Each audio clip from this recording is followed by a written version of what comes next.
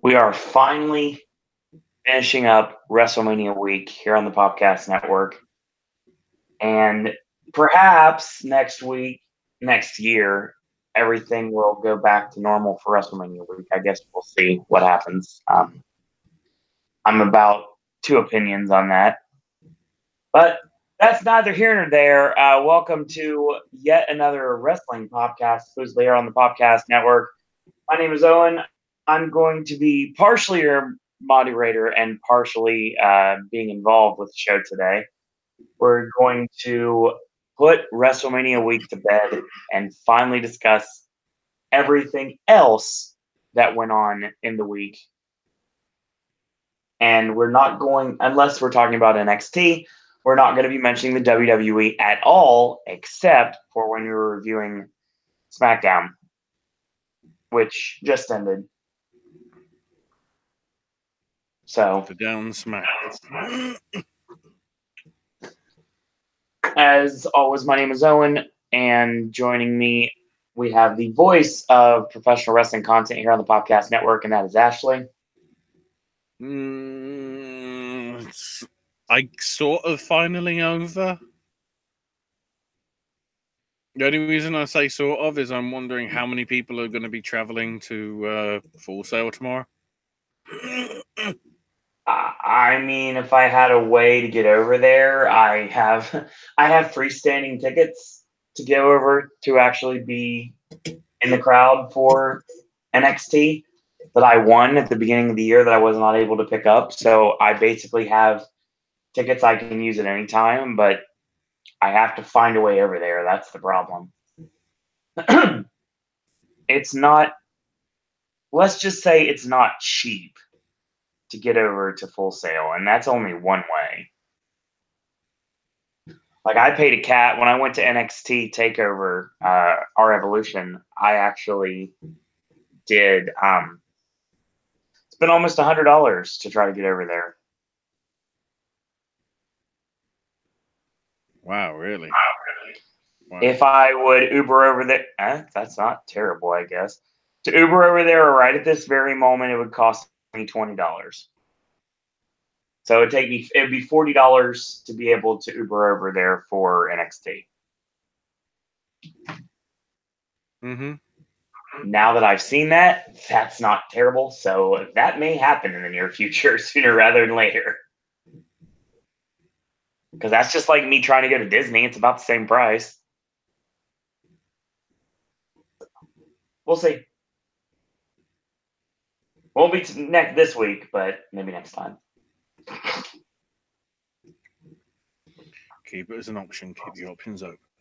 No, we'll see. I like it. I will try to start going to NXT more often now that I know I can get over there, and it won't literally cost me an arm and a leg. So we got a lot to talk about tonight.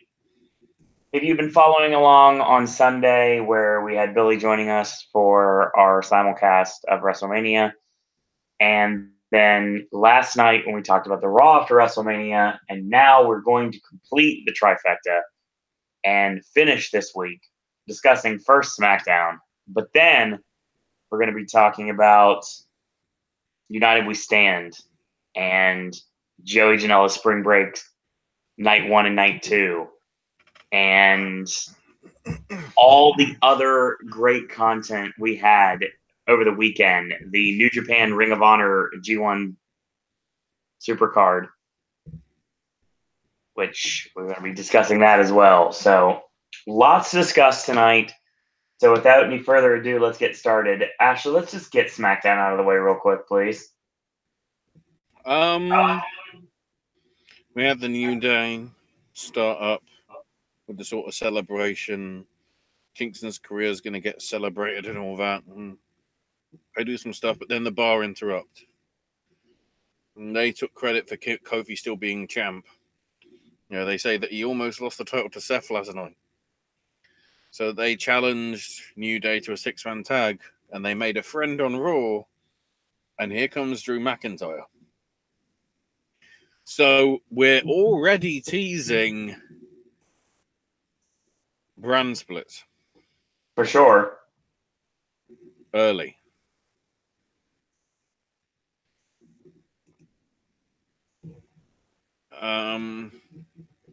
So I'm having 205 Live in the background as well, just so I can keep up to date with that.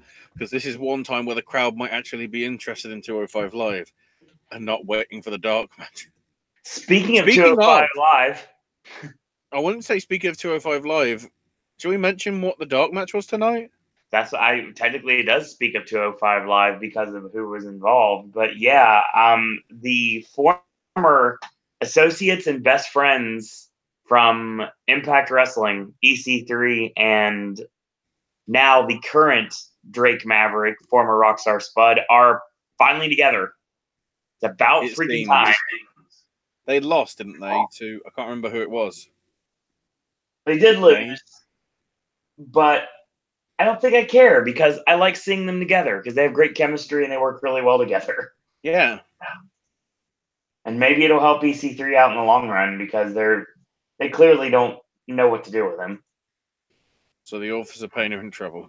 Who cares? We then had a six-man with Andrade, Nakamura, and Rusev versus Black, Ricochet, and Ali, which is all right.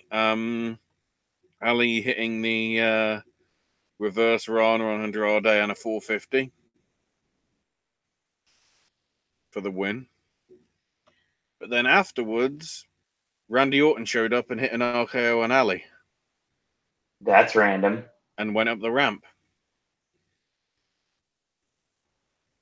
And then Kevin Owens randomly showed up and did the stunner on Rusev and went to the back. So whether that means Randy and Kevin are doing something. It's a game of one-upsmanship is what I think it is.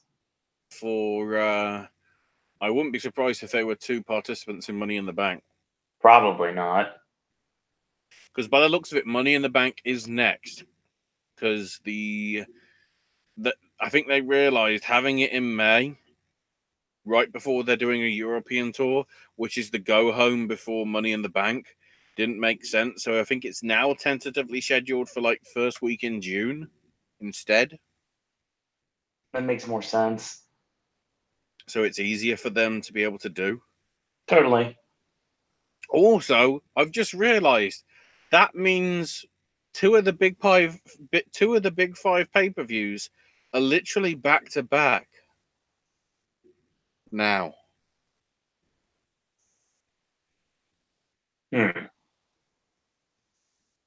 Because Money in the Bank is in 4 weeks.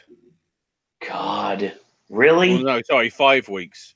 May.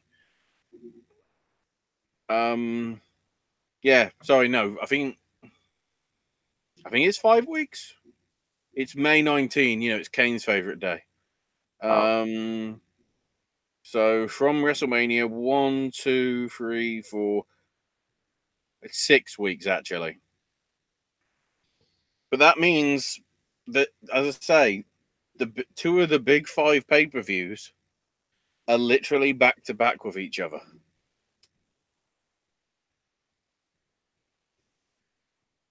The other sneaky thing by doing that is if anybody got a free month for WrestleMania, they're not getting 2 pay-per-views for that month.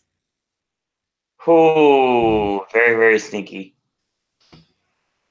Because there's no Saudi happening on the 3rd of May.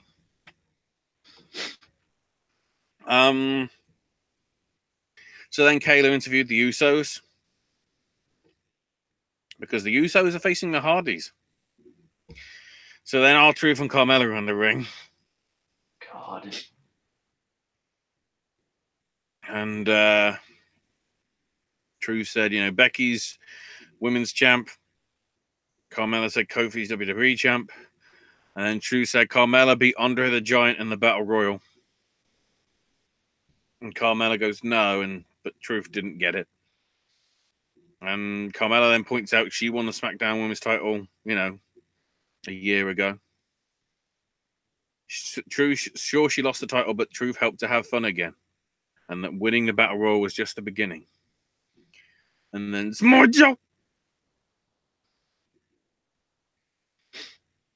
showed up got into a bit of a brawl with Truth, but eventually Coquina Clutch, was put on. And Joe said, "Wow, I beat Rey Mysterio in a minute. I'll make sure that nobody lasts as long as that when they face me." And here comes Braun Strowman. They had a bit of a brawl. Braun powered out the Coquina Clutch, tried to give him the running power slam, but Joe slipped out and ran to the back. And then Strowman posed on the stage, and here come the Iconics. And they offered to shake Braun's hand, and he just walked off, and they were just like, "That's nice, that's nice." Then the weirdest version of the Muppets was back. The bloody buzzard coming out the box was back for some reason. So then, so the Iconics talked about winning the belts and promised to be fighting champs and introduced Carissa and Kristen, the Brooklyn Bells, and claimed that these Brooklyn Bells were undefeated, apparently. I'm very excited for the fact, being a creative pro guy, as everyone knows I am, and being down with the Shook crew after last night, seeing Francis Kip Stevens of the Breakfast Club and Bryce Donovan and Bobby Orlando of the Shook crew. Of course, Matt Caster had that horrible, horrible segment on Raw with Bobby Lashley. Now it's nice to see that the last member of the Shook crew that most people don't even recognize anymore because she's gone on to bigger and brighter things would be Chris Statlander. The King herself is one of the opponents for the Iconics. What? She looked completely different without the makeup on. She does. That's how I would have known if it was Statlander. Yep.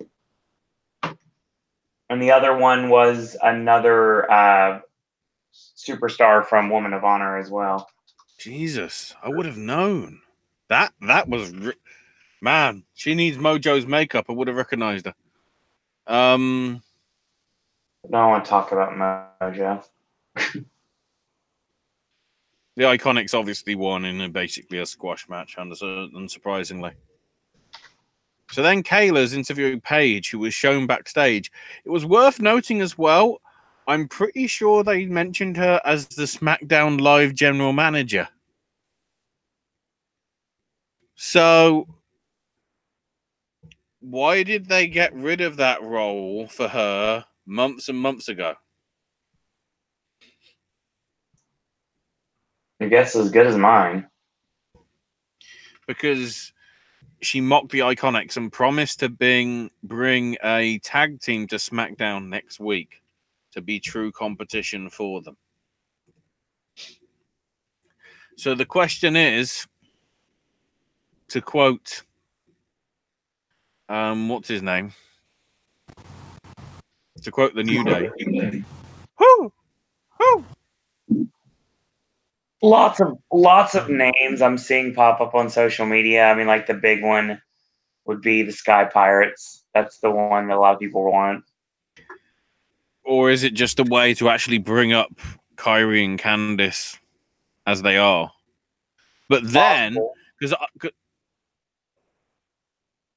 I'm... Oh, wait, Jack Gallagher just turned face? Hopefully it's not Absolution.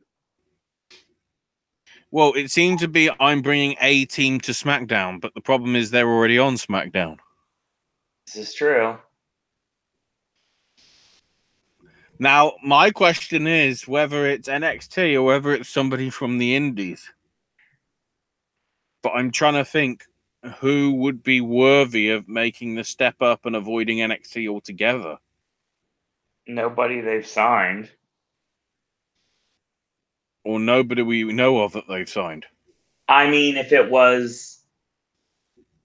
I mean, a team that would work really well in this situation, but that I'd like to see together with Paige would never happen in a million years because obviously we have one that's already signed and one that's already signed. They're both with two different companies, and that would be Demon Bunny.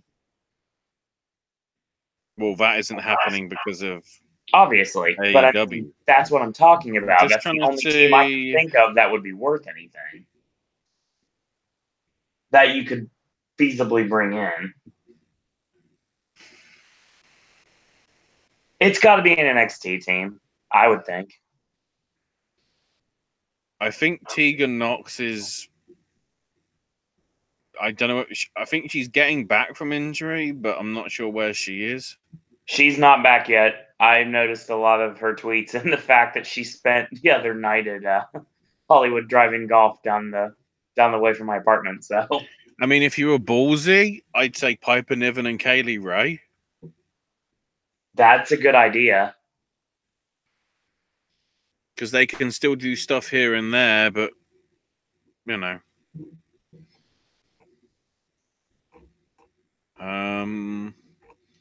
Just looking through the list of...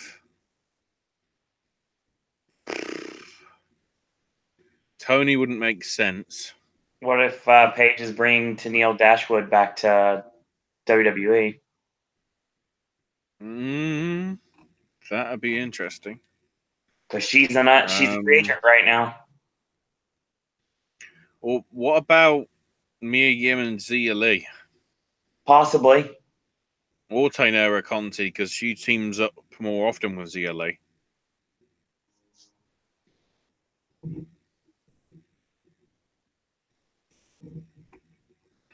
We'll see. I'd like it to be either... I'd like it to be somebody that we're not seeing coming. Somebody coming straight from the independent stuff. Well, okay, wait a minute. Was the wording specific that it was going to be a female tag team? Well, considering it's supposed to be for the women's tag team belts. Okay. Because I was wondering if they were going to pull a fast one and make it like an indie tag team.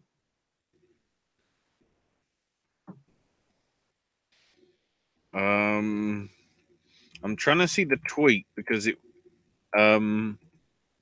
she tweeted about it. Yeah, she tweeted I'm back. Yeah, the quote was, next week I'm going to be bringing an impressive tag team of my own. Impressive. Everybody's going for Sky Pirates, but that's what everybody's thinking right now. Is there anybody Is there anybody from the indie scene that seems like an obvious choice? No. I don't see any. Not currently. So then Shane with a black eye talking about how Miz isn't there because he's tending to his dad. Mr. Miz came in the ring and punched him, and he's got a black eye for it. And he said he's the best in the world. So, of course, there's a CM Punk chant. So, rightfully, he's like going, please. Dealt with that well. But then Greg Hamilton's brought in the ring. He's like, why wasn't the intro as good as WrestleMania? And Greg's like, look, several people have threatened me if I introduce you as the best in the world. He says, look, don't worry about the fans, and grabbed him by the collar and basically said, you know, you better worry about me. And he kept doing it, and it was never quite right, never quite right. And then he gave him the last chance before there'd be serious repercussions. And eventually Shane finally liked it. And then he left. So I'm like, well, this is why drugs exist.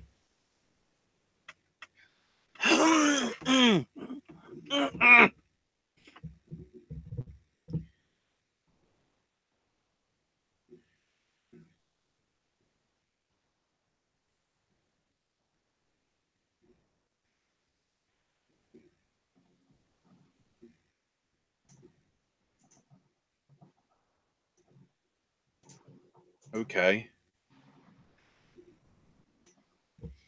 We're getting a rematch between Cedric Alexander and Oni Lorcan next week.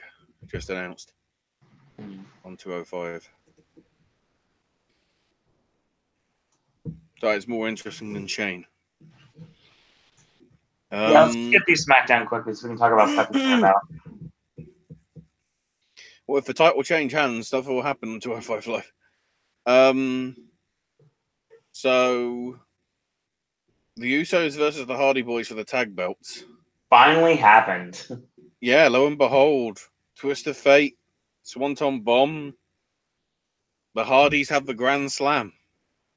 Yep. Of tag belts, at least. Yeah, they've got every title now. And Kayla was going to interview them. And here's Lars Sullivan. Because why? Is the 25th letter of the alphabet. Couldn't they just interrupted a match? Like, when couldn't he just destroyed someone else? This proves how little they care about the tag division.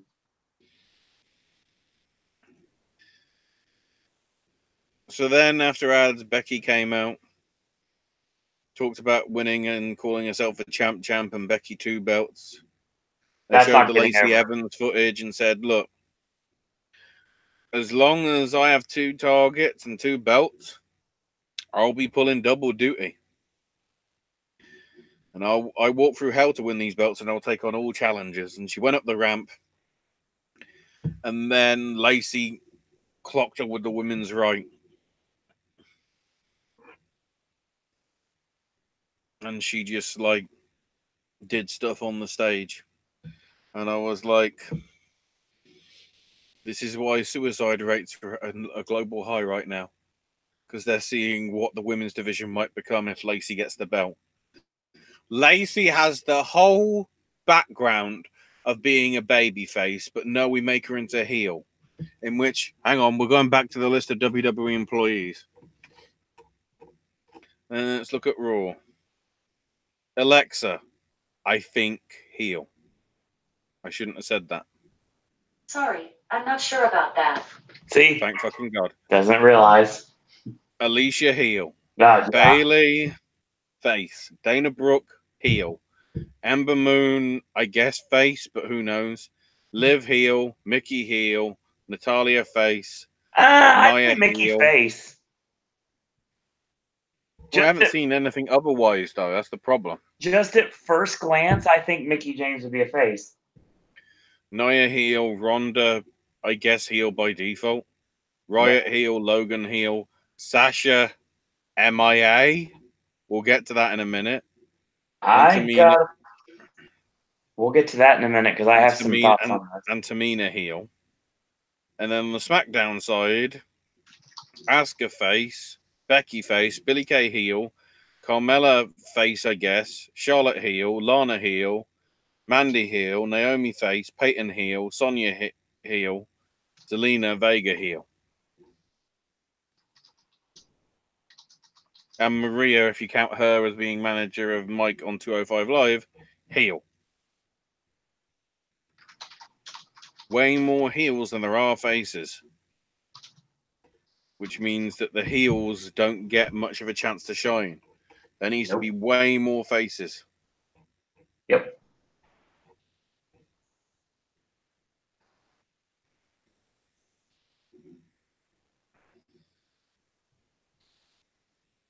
And then the New Day beat the Bar and Drew.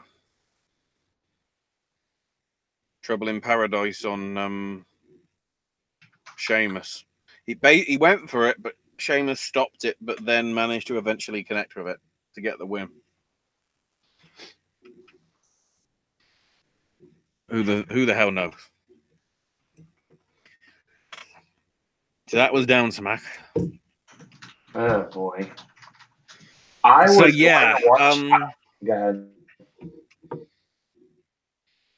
Yeah, basically Sasha pulled out very last minute of her appearance on the Wendy Williams show, which pissed off the producers apparently. Because apparently the producers basically said Sasha will not be booked again. I'll tell you right now. Due to personal reasons, the statement she put on Twitter said, due to personal reasons, I had to pull out of my appearance today on Wendy Williams. Sorry to everybody who was looking forward to it. Hopefully the opportunity will be there again later. Hashtag if you only knew.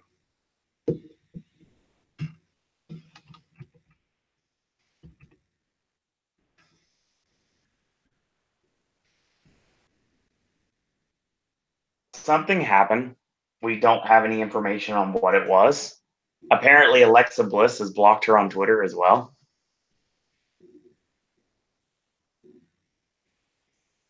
So Yeah, like something. I'm looking according to a report from Slice Wrestling, there was some sort of backstage incident at WrestleMania that upset Sasha. That's what we're hearing. She was highly upset over something, and that may have led to the cancelling of the Wendy Williams show gig. We haven't heard anything about it. Nope.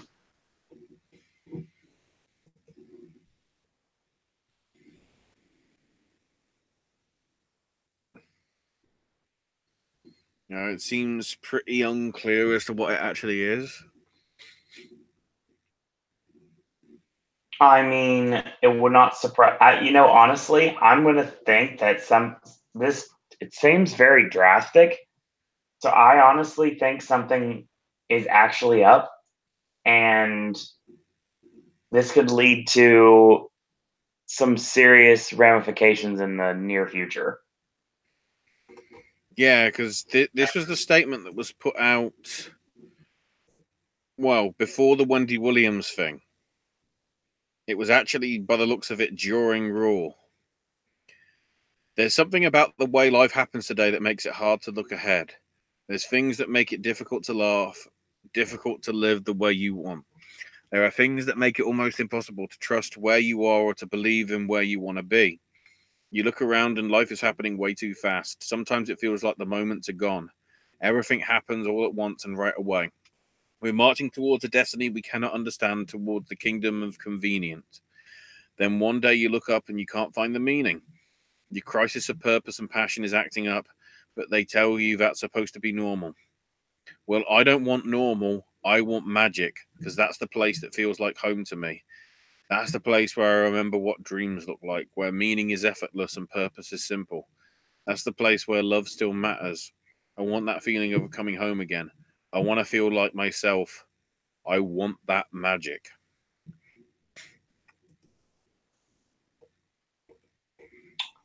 It sounds to me like this may be the reason why they called an audible and gave the Iconics the tag belts. Is that maybe what caused it? I think it's possible. I also think that, let's be honest, for a bit, and I think everybody's noticed that we haven't really seen the fire in Sasha for a long time. Yeah, which of course is fueling speculation. Could she go somewhere else? To be quite honest, if I had to put her anywhere, I'd send her to Impact. You know what? Considering how much the division needs help, what if she went to Ring of Honor?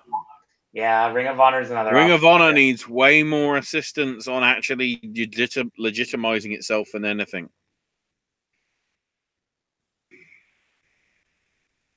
But at this point, as weird as it is to say, it seems like Ring of Honor may not be the best option for anyone at this rate.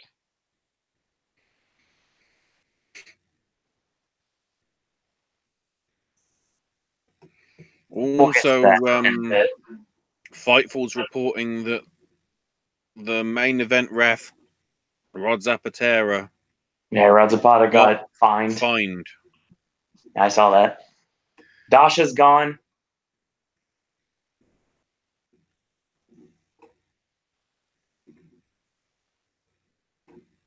You don't have to worry about seeing her anymore. She's gone.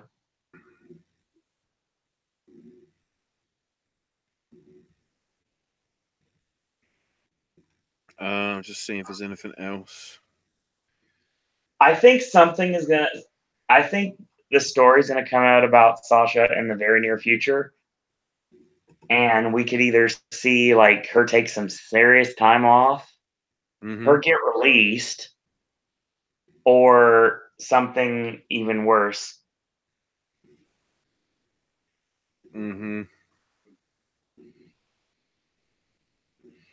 Apparently, LA is the front runner for WrestleMania 37. Not surprising.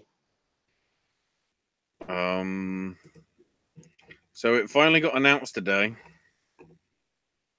The CEO Gaming Fighter Fest. Woohoo! So excited. I love the fact it's literally just embracing the fire shit and pissing it off. And the pictures of the women, the scantily clad women, and says, none of these women will be at this event.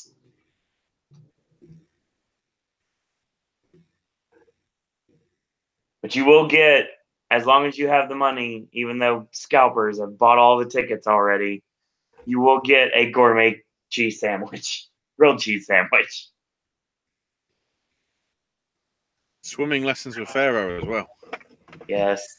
For the top, well, I say for the top one, but you know, technically the all-in package is there for $3.5 billion. Although if you try and click on it, it doesn't exist. So I think shenanigans. So, I am actively trying. Once we find out how much the ticket prices for CEO Gaming and Fighter Fest, they're going to be probably comparable to what they were last time. They were starting at $20, they went up to $100. So I mean, like maybe a mid-tier ticket, as long as it's not too expensive, I can pretty much say I'll be penciled in to be in Daytona Beach in June. Jacksonville is going to be a little harder, but Daytona Beach may be a little bit more of an option.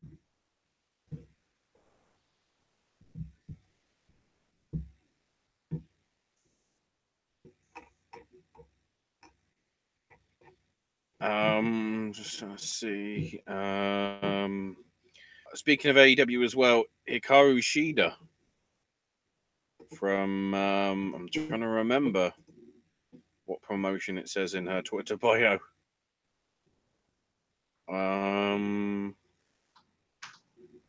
Please load. Makai Project in Japan. I don't. Yeah, that's not one of the major ones, at least that I've noticed. You know, it's not Tokyo Joshi, it's not Stardom or anything like that. Still pretty big though. Reportedly, Aerostars quit AAA despite winning the fucking sword. Basically, he said that he wasn't being valued enough and was blocked from working a show. So he is going independent and taking bookings as of right now. Thank God he got booked for Super Strong Style that next month. Also, CWE's 10th anniversary card does not have Eli Drake on him. Instead, it's Michael Elgin in his place. And something to quickly worth mentioning, because I'll forget it by last week. Irish police are reportedly investigating a brawl that apparently involved Conor McGregor inside a pub in Dublin. See, the phrase Conor McGregor and fight in a pub somehow has a ring to it. I don't know why. It just does. My God, there's a 205 chant ringing out. That never happens. So, WrestleMania weekend indies. Good Lord. So it started technically on Wednesday. The one that wasn't anything to do with WrestleMania weekend, but sort of, because, I mean, Beyond Wrestling was technically part of the stuff, and, you know, considering it's going to be weekly live Wednesday shows, which, of course, there is one tomorrow as well, if you wanted to catch it, on, I think it's iw.tv, is it? Or something like that.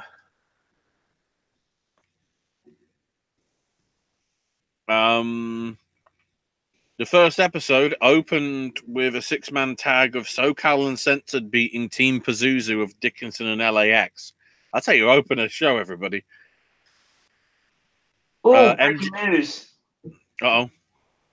Crockett Cup, the bracket has been revealed. Okay. As of 35 minutes ago. Damn it, I need to go to Twitter. So in Block A, we have the Briscoes taking on the Rock and Roll Express. Hang on. I'm searching Crockett Cup to be able to see this. And Satoshi Kojima and Yuji Nagata taking on Villain Enterprises of Brody King and PCO. You're going to see Flip Gordon and Bandito take on Stuka and Maya Jr. in Block B. And the tag team of Crimson and Jax Dane are going to take on a wild card team.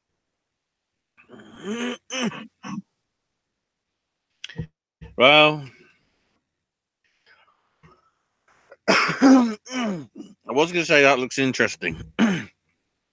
So it doesn't.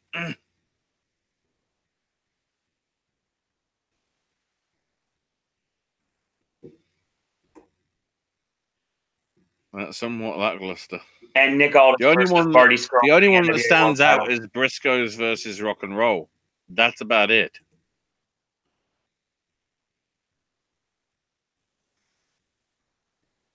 So MJF beat Kimberly in match 2 of Uncharted Territory episode 1. Beaver Boys beat Aussie Open. Mick Moretti beat Gable Sky in a Discovery Gauntlet match. I don't know whether that means Mick Moretti now has to face somebody next week. And it's basically like winner stays on for the next show, maybe. I'm not sure. Chris Statlander beat AR Fox in a big old upset. Brian Cage and Jordan Grace beat the Session Moth and Orange Cassidy.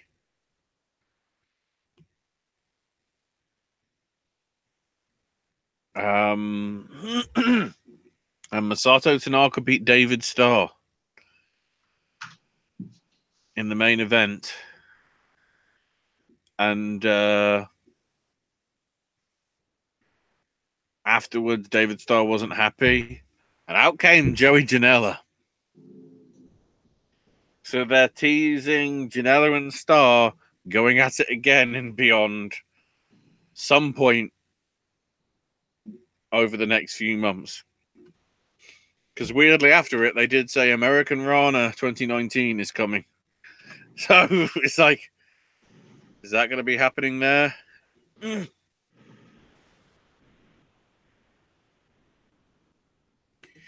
Then also, WrestlePro Does Funny Equal Money happened on Wednesday. We started with Kikatara beating Bobby Wayward. Scarlett Bordeaux beat John Hartnett with Colby Covington and Dan Lambert. And then Dan Lambert beat the shit out of Scarlett Bordeaux. I don't get this. Why is Dan Lambert involved in anything to do with wrestling? Good question. Pat Buck beat Santana Jackson. Man Scout Jake Manning won the 4-way, beating Anthony Bowens, Johnny Clash, and Matt McIntosh. Demon Bunny of Ali and Rosemary beat Team Tremendous. Then in the Bird Box match, Buster Jackson beat Sean Donovan. Then in a gauntlet match, Team Espana of Yos A and Yos B beat the Breakfast Club of CPA and Francis Kipling Stevens. The Shook Crew of Bobby Orlando, Bryce Donovan, and Max Caster. The Job Security of Big Mouth and Officer Ronald. The Massage Force of Dorian Graves and VSK. Falapar and Kevin Matthews, who after they got eliminated from the match, because Falabar went to the back and disappeared and got counted out. And then KM was basically saying, what happened to Falabar? because I'm riding on his coattails. I need to know where he is, because otherwise I'm screwed. And Falabar came back with hot dogs. Apparently he was just hungry. And then everybody got hot dogs, and they celebrated with hot dogs. The thing is, that wasn't the end of the match, because that's when Team Espana came in, but whatever. Freddy 4 and Grim were also in the match, as were the Blue World Order of Blue Meanie and Nova. Yep. Dan Maff beat Swoggle in a street fight, which was actually decent. And then Colt Cabana and Santino Marella beat the Heavenly Bodies of Desirable Dustin and Gigolo Justin, despite interference from Killer Cross and Jerry Ryan, in a show which should have been titled Wrestle Pro's version of Funny Equals Money Doesn't Work. Apart from the Swoggle Dan Maff match, the rest of it was just like, my God. Rough. Ouch. Buddy Murphy might have broken his back. By the way, Buddy Murphy and Nese are having a better match than they had at WrestleMania because they got more than 10 minutes. This is actually damn good. Shock surprise. So, I'm trying to remember what order these shows happened in, because I've just got a block of fucking matches in any order here on these things. So I'll just go in the order that they're listed. I know this was a midnight one. AIW's Slumber Party Massacre. We had a Mexican death match to open with La Familia de Tijuana of Bestia and Damien 6666666. All the sixes. They beat the young studs of Bobby Beverly and Eric Ryan. I'm having to stop the loading of some pages so I can actually get to 05 Live back working again on my feed. Maybe. Oh, it helps if I change the quality to a bit lower. In a submit or surrender match, Josh Bishop beat Dominic Guarini. Then To Infinity and Beyond retained the AIW tag belts. That's Cheech and Con Delaney beating the Jollyville Fuckets of Team Money and Russ Myers. The Philly Marino Experience of Marino Tenaglia and Philly Collins. And a production of Derek Dictator and Eddie Only. Then Shinjiro Atani beat Eddie Kingston. And afterwards, Eddie Kingston said, I've been wrestling for 18 years. And you're one of my dream matches. Thank you. So then Scott Steiner beat Swoggle. This got interesting because Scott Steiner was with some random woman. I don't know who she is. But the big thing to note is before they started, Scott Steiner got the MC guy to play Randy Newman's Short People. That's awesome. And they had some crazy sort of fun. I guess it was Mega Blocks were used. They were sort of like the supersized, not Legos. Mm-hmm. Which isn't exactly Mega Blocks, but it's something like that.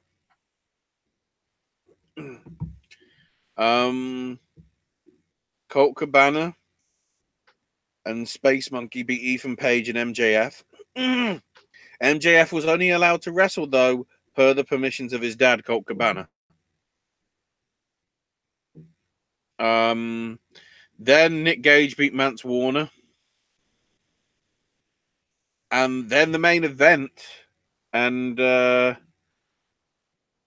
PB Smooth, the absolute champion, loses. Not to Matthew Justice, not to Tim Dunst, but to Filthy Tom Lawler. And because Tom was supposed to be involved in this sort of thing, I think last year or whatever, but got injured.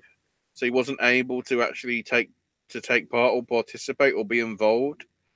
So he was talking very passionately about, proud to be AIW champ. I wonder if the MLW contracts are going to fuck that up eventually. Shall see. DDT is coming to America from Laboon. So they went through the introductions with Saki Akai in the ring. And then Makoto Oshii came in and pinned her. So we have a new Iron Man Heavy Metalweight champion. Then Damnation beat Shoten Joy. So that's Soma Tako and Tetsuya Endo beating Masahiro Takanashi.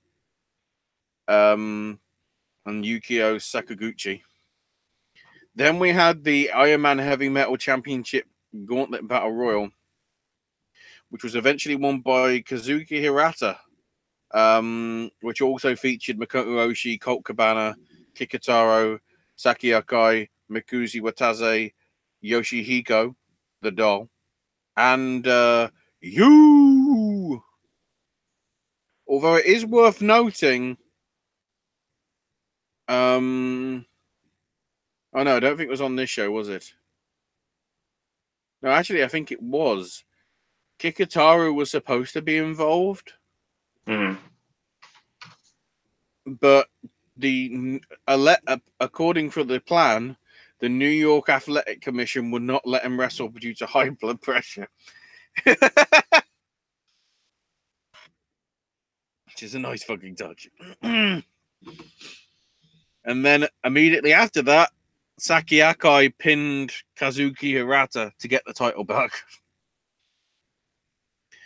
Then in the three-way tag, Harashima and Kazusada Higuchi beat Akito and Ethan Page and the Renegades of Shigehiro Irie and Jason Kincaid. I know how to say that now because I heard it a lot over the weekend. In the Weapon Rumble match, Sanshiro Takagi beat Mao.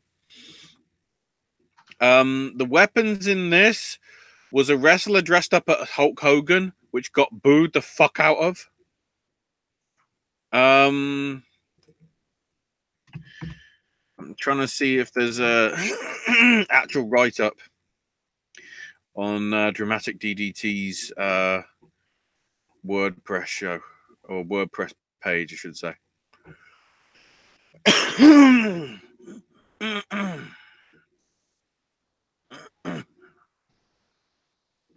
There we go.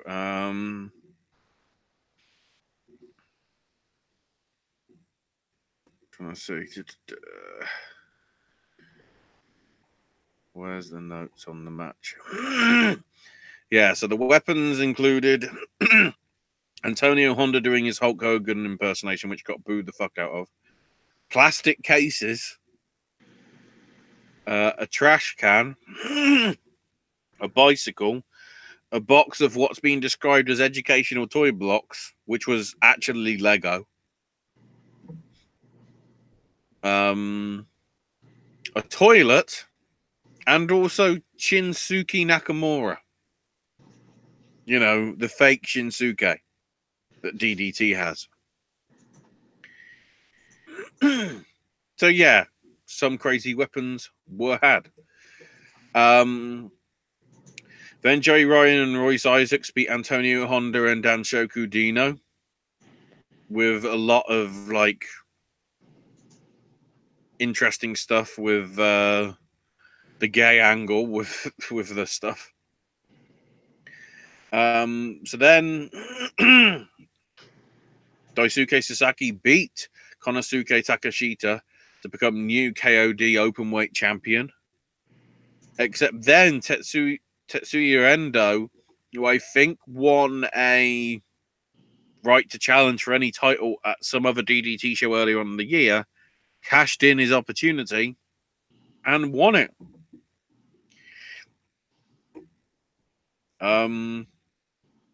So yeah, big stuff going down. And then right at the end, Saki Akai was out there who got pinned by Makoto Oshii, so the title changed. The Iron Man Heavy Metalweight title changed hands. But then Kazuki Hirata beat Makoto Oshii. And then Maka Ito, the school idol, if you want to call it that, won. And then, sadly, to ruin it for a lot of the fans, Danshoku Dino beat Maki Ito to become Iron Man Heavy Metalweight champion by the end of the night. Not by the end of the weekend. We'll get to that later. Evolve 125 from Laboon. Adrian Jode beat Harlem Bravado. Kazusada Higuchi beat Kurt Stallion. AR Fox and Leon Ruff beat the Beaver Boys. Anthony Henry victorious over Darby Allin, accompanied by Priscilla Kelly. Angelo Dawkins beat Colby Carino. JD Drake beat Angelo Dawkins, I guess because that became a match, to retain the WWN World title. Montez Ford beat Shane Strickland. The Unwanted retained their Evolved tag titles over Konosuke Takeshita and Mao. And then Austin Theory retained the Evolve World title over Kyle O'Reilly. Although Kyle did hint that Undisputed Era was not finished with Evolve. So I doubt it'll be this coming weekend, but they're teasing clearly something down the line. I'd have thought. So Fight Club Pro and Destiny. This show was supposed to be put on live, but apparently there was a falling out between Destiny or Fight Club Pro and Fight TV. Which then just so happened to coincide with the fact that Alicia Atu was hosting it along with all of British Strong Style. Whether that affected it, I don't know.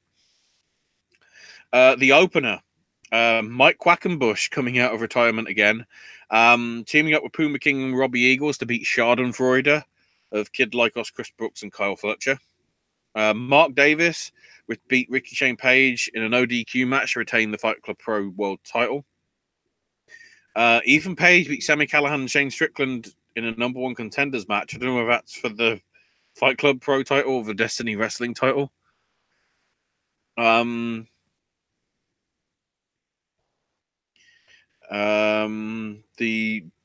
Destiny Next Gen Championship 4-way.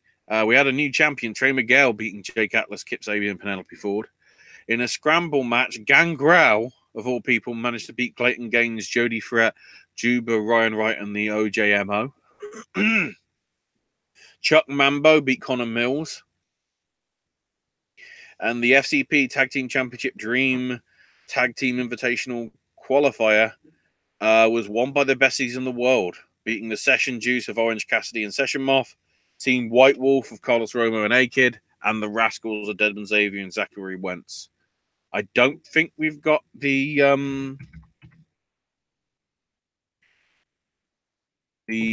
full list of the 8 teams for DTTI, as it's called. I've got more information about the Crockett Cup, though. That's coming out now.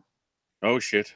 We talked about the actual teams that are involved, and also Aldous against Skrull for the world title. We have Willie Mack against Colt Cabana for the national championship, Jazz and Sienna for the women's championship, and of course the 8-team Crockett Cup tournament itself.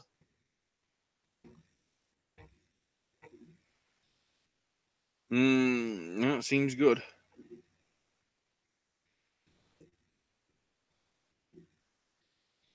Oh, so besties in the world are facing OVE, apparently.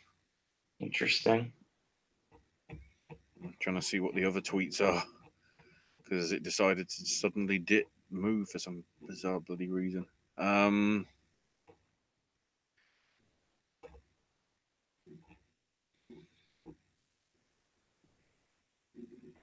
to see if there's any other matches announced. Problem is, there's obviously a lot of tweets from them that are just about the previous shows over the past week. You know, there's a lot that they're good on social media. That's what we'll say. Oh, there's a Chuck Mambo Super Scramble, apparently. So it's him and other people in a scramble style match. I guess we'll find out closer to the time. I know Pac's in it with I think Aita from Dragon Gate. Can't remember. So let's get to the first one I really enjoyed. GCW's Josh Barnett's Bloodsport. Just like last year, no rope, submission, or, you know, referee stoppage only. Started off with Dominic Greeny beating Phil Peroni. Pretty good opener. You know, just a good technical sort of affair. Well, all of these are going to be. Then the interesting one, JR Kratos. Didn't even know who he was. Simon Grimm and him had a very good match. Better than I expected. Kratos, it looked as if knocked out Simon Grimm cold. It was done that well. Kratos might be somebody that gets more bookings if he's available, I think. Davey Boy Smith Jr. beat Killer Cross in what half the time felt to be actually like a shoot fight. Which, considering what would happen 2 days later, might have come in handy for Davey. Masashi Kateda beat Jonathan Gresham in a really good, brutal affair. Chris Dickinson beat Andy Williams in a relatively last-minute replacement. Because Dickinson wasn't even supposed to be on the card. I can't remember who it was that was supposed to be facing Andy off the top of my head. But they had a really good match. Then the only letdown of the card, Frank Mir beating Dan Severn. They sort of grappled for 2 minutes, and then Frank Mir just sort of won with a submission from out of nowhere. And it was just like, oh. So you had two guys that are known for UFC and known for like technical MMA style stuff, and they do fucking terribly. And then in the next match, Hideki Suzuki beat Timothy Thatcher in a damn good match. And then Josh Barnett and Minoru Suzuki went to a 20-minute time limit draw. So the crowd asked for 5 more minutes. They got it. And it still ended in a time limit draw. And they bowed to each other and showed respect. And they're obviously teasing that for, you know, Josh Barnett's Bloodsport 2 next year. Considering there wasn't a winner. But that was really good. Just, you know, it started slow with an actual sort of technical style MMA sort of thing. And then it got to stupid sort of like hossing and no selling and selling and no selling and selling for the last 5 to 10 minutes and for a lot of the extra 5 minutes as well. So that was, I think, a really good show. And the positive thing about it, it only went about 2 hours. Despite the fact you had 8 matches, one of which was 25 minutes long, if you include the 5 more minutes. So, Owen, I suggest you try and catch up on that one. I want to. It's just, everything is just so, this week has been so clustered anyway. So it's nice to be able to not have to do the shows tomorrow and actually be able to try to catch up on some things. Next up, Impact Wrestling's United We Stand. On the Twitches. Opened with an Ultimate X match. With Johnny Impact winning, beating Ace Austin, Dante Fox, Jake Christ, and Pat Buck. Props to them bringing in Pat Buck. That's awesome. But why the shit did Johnny Impact win? Because he can now challenge for the X Division title.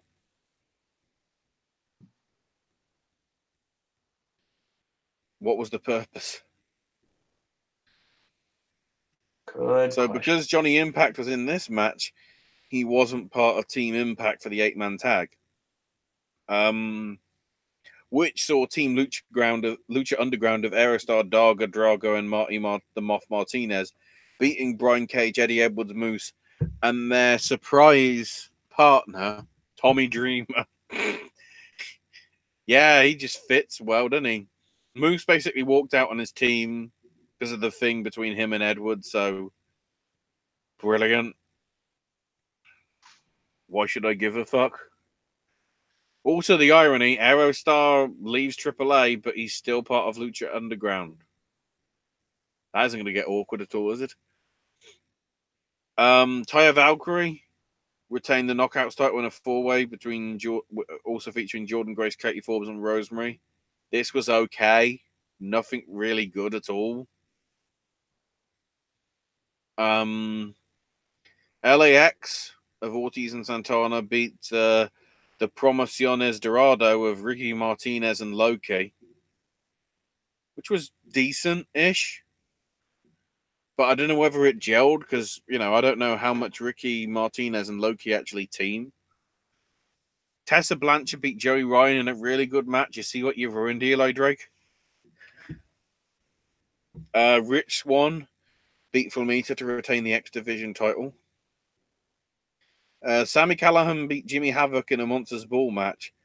That was ridiculous. Pieces of paper were getting stapled to Jimmy's head. All sorts of crazy stuff was involved. All sorts. And then the main event saw the Lucha Brothers beat RVD and Sabu in a, wait, why are they bringing RVD back into the company match? It just seemed a little like the purpose of this is... Did you manage to catch any of that or not? No. In all honesty, I wouldn't say, it was really worth it. Let's see if we what we have next. Interspecies wrestling with the Boner Jam, because lol, I guess.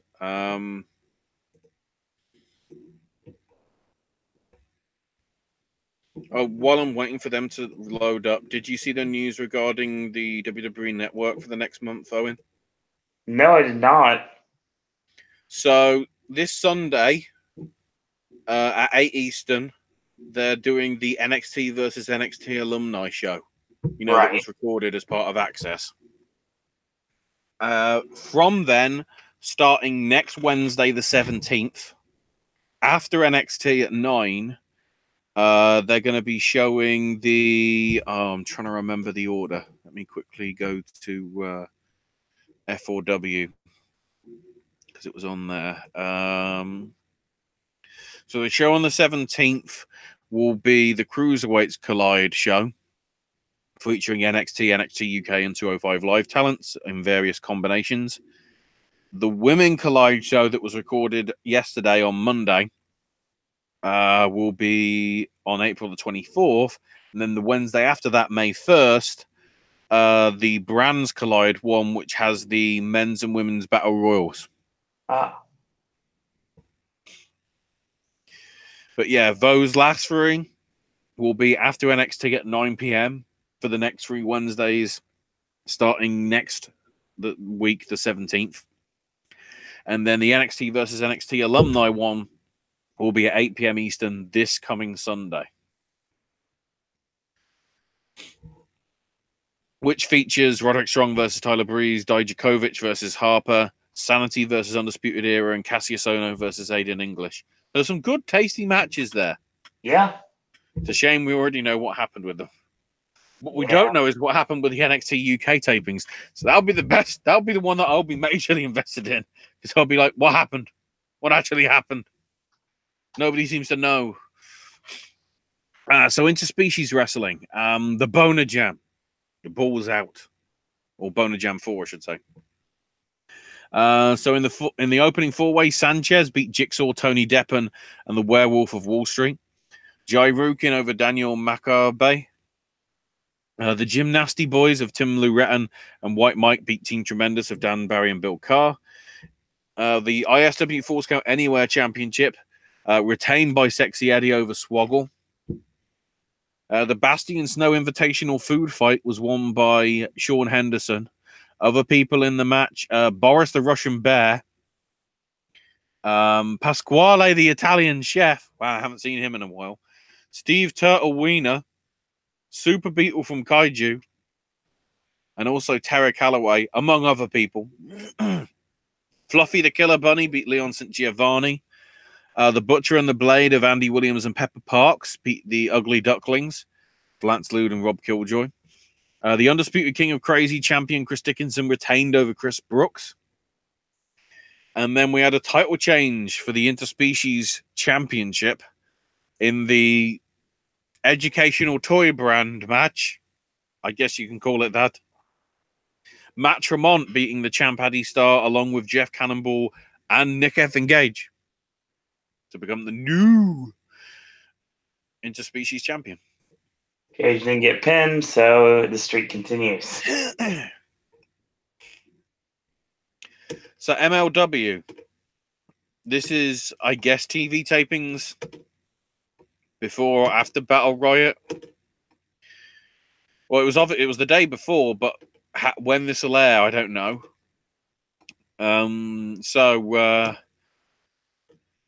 This Rise of the Renegade show. Errol Dominguez beat Brian Idol. Jordan Oliver over Koto Brazil. Brian Pillman Jr. beat MJF. Jacob Fatu beat Barrington Hughes. Ray Horus over Ace Austin. Loki and Ricky Martinez beat two jobbers, apparently. Myron Reed and Witch Swan victorious over Lance Anoa'i and Ginny Utah. Minoru Tanaka beat Daga in the 6-man tag team tables match. Dynasty of Alexander Hammerstone, Maxwell Jacob Friedman, and Richard Holiday beat the Hart Foundation of Brian Pillman Jr., Davey Boy Smith Jr., and Teddy. Joseph Samuel beat Ace Romero. Gringo Loco over Puma King. Mance Warner and Sammy Callahan went to a no contest, apparently. Airwolf beat Ray Phoenix. Tom Lawler beat Jimmy Havoc to retain the MLW World title in a street fight. And then LA Park beat Pentagon Jr. Because of course he did. Independent Wrestling TV's Family Reunion. Lot of promotions involved in this. Don't know all of the names off the top of my head, so I'll just go through the matches. The Independent Wrestling Championship was on the line in a European rules match, which Orange Cassidy managed to retain, beating Jonathan Gresham in the 3rd round. The Space Pirates of Shane Saber and Space Monkey, along with Brett Michael David, beat Justin Sane, Kobe Durst, and Cody Lane. I think that was the Alpha One showcase, considering who's in the match. Red Eagle won a scramble match over Eric Cannon, Ethan Page, Mike Vernon, Mikey, and Ophidian. In the 6-man tag, Bell Pierce, Jack Bonzer, and Mick Moretti beat Caveman Ugg, Steph DeLander, and Unsocial Jordan. Isaias Velasquez and Kylie Ray managed to be victorious over Robert Anthony and Shotzi Blackheart with Frank the Clown. What? That probably was the freelance wrestling match. For the Action Championship, AC Mack retained over Fred Yehi. Chris Statlander and Solo Darling beat Jessica Troy and Shazza McKenzie in what could be a Shine showcase or a Shimmer showcase, who knows. Cabana Man Dan, Mr. Brickster, and O'Shea Edwards beat Sad Kampf of Dominic Guarini and Kevin Koo, and they teamed with Brett Eisen on that one. And then the last man standing match, Gary J beat Jake Parnell. Heard pretty good things about that one. Then WXW, America ist wunderbar. Opened with LAX beating the Crown of Alexander James and Jörn Simmons. Avalanche beat Darby Allin. who was supposed to be facing Lufisto, but Lufisto had to pull out due to family emergency. So I wish her all the best. Hoping she can come back soon for the retirement tour to continue, I should say. You was instead up against Jordan Grace. Jordan Grace won it. Emil Sitochi, who won the shotgun title at 16 Karat Gold Night 3, I believe, beat Marius Alani to retain. That was the former champion sort of in his rematch. So then Lucky Kid beat David Starr. And afterwards, David went on a rant about WWE and their work ethics and Saudi Arabia and how he hopes that people are recording this because considering who WXW is in partnership with, they might not like what's being said here. And he says that he quit WXW. So I like the angle that's going on here because obviously he's at his wit's end because he knows that he had Volta beat. He wanted Volta as well, but he knew that because of NXT and NXT UK, that was getting more and more unlikely. So stuff's happening there. Chris Brooks beat Absolute Andy. Aussie Open retained the WXW World Tag Belts, beating the workhorsemen of James Drake and Anthony Henry. And Bobby Guns, beat Shigehiro Irie to retain the Unified World Wrestling Championship. And then Joey Janela showed up. Lit one up with Bobby Guns. Cigarette, that is, not drugs. Which I thought was interesting considering... Wait, can they do that indoors? And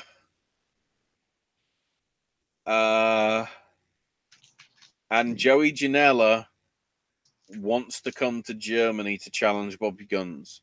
I believe he is part of one of the big shows in May. I can't remember when exactly, but he is going over, I think, in May to challenge Bobby Guns for the title. So the King of Smoke Style versus the King of Booking Shows and Making Names. I get it, if you want to call him that. I don't know. Next month, only in WXW. So then the WrestleCon Mark Hitchcock Memorial Super Show. For those of you that weren't aware, as I wasn't fully, I just remember it getting renamed very late on last year. Mark Hitchcock did a lot of the graphics and visual work for High Spots Media stuff and various DVDs of companies. And he unexpectedly passed away. I think it was a couple of weeks before WrestleMania last year.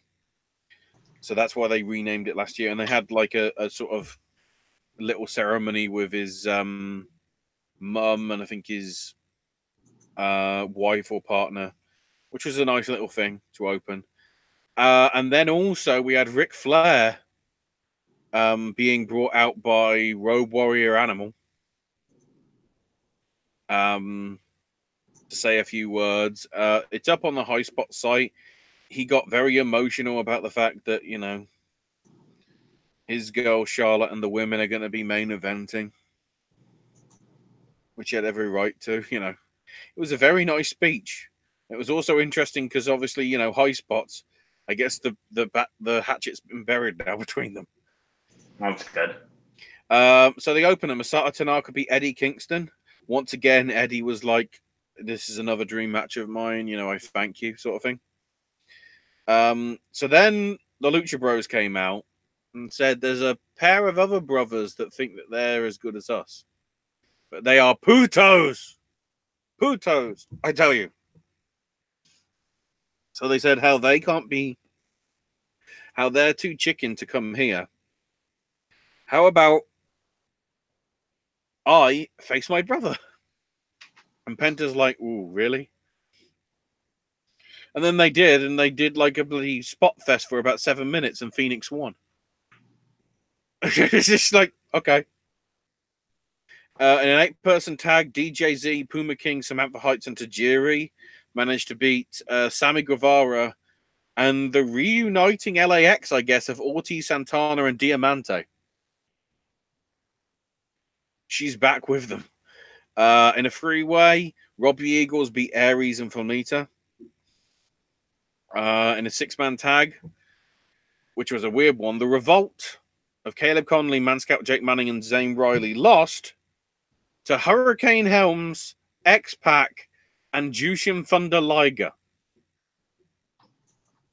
The key thing to note about this, apparently X-Pac and Hurricane Helms, Hurricane especially, wanted permission from WWE to be able to do this because they wanted to be in a ring with Liger before he retired. So that was like, and Liger was over like crazy. And thankfully, unlike in Ring of Honor, he came out to his music. Dragon Lee beat El Barbaro Cavernario after the interval. Zack Sabre Jr. beat Shane Strickland in a very good match. Then, in a really interesting one, SoCal Uncensored of Daniels, Kazarian, and Scorpio Sky beat, I guess you can call them the Gentleman's Best Friends, because it was Trent, Chuck Taylor, and Orange Cassidy.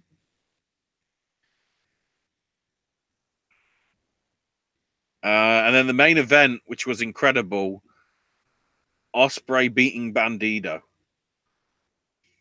It was a really great match, and then Ospreay opened up rather seriously afterwards, saying that he was in a very dark place for the last few weeks and months. I guess dealing with injuries and things like that. But the Progress match that we mentioned last night, where he and Paul Robinson dropped the belts to Aussie Open, but that match, along with this match he had here with Bandido, made him realize that the best thing for him to be is in the wrestling ring because he feels the love and he's facing great opponents like them. So, and then Bandido got very emotional, said a lot of his promo in Spanish, but interestingly, right at the end, saying, "This is my last independent main event." So I guess that means Bandido is going to be exclusive to ROH now. Interesting. Not part of PWG or anything, so. But Bandido got a shit ton of money. They started throwing the money in actually when Ospreay was doing his promo. He's like, "Oh, I got $1. We can buy a Coke. Oh, $2 now in the ring. Oh, we can push the boat out now, lads." It's just like some good stuff.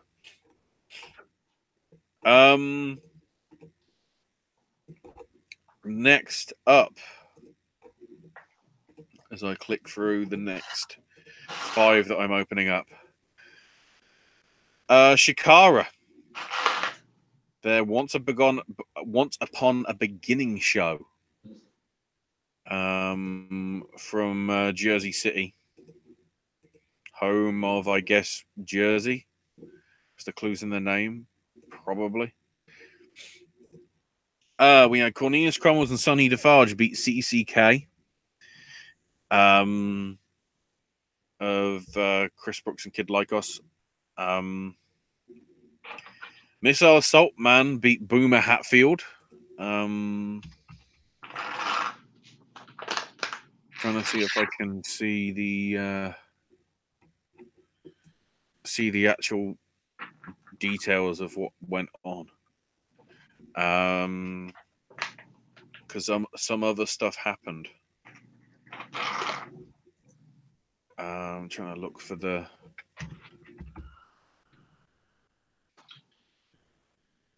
details about it. Is it there? Because there was some stuff that isn't in the notes here. The 8-man tags, Chucky T, which was Stokely Hathaway, so I guess he got allowed out for the day, along with Jigsaw, Razorhawk, and the Estonian Thunderfrog, beat Eric Cannon, Kanzagami, Hallowicked, and Hermit Crab. A-Kid beat Airwolf in a really great match. Still Life with Apricots and Pears beat Carlos Romo via submission to retain the Young Lions Cup. The Campeonato de Parejas collided, and it was Princess Kimberly that was on top, beating the Whisper. Some weird stuff going on. In a 6-man tag, Icarus, Tony Deppen, and Travis Huckabee of Fist managed to beat the colony of Fire Ant, Green Ant, and Thief Ant by submission. And then in the main event, Dasher Hatfield beat Mr. Touchdown in the ladder match to retain the Grand Championship, or to definitively get it, maybe. I don't know.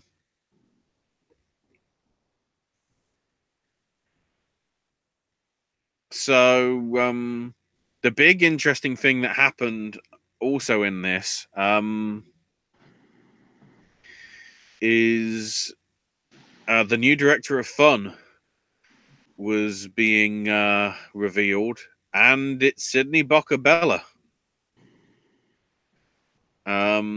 Basically promising to bring exactly what Chikara's been missing, apparently.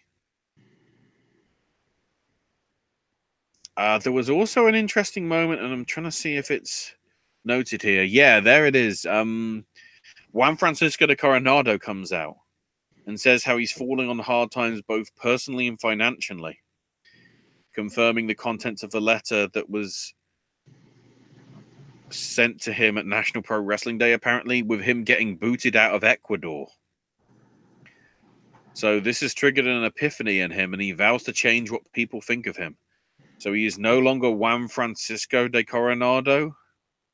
He is now John Francis of Coronado.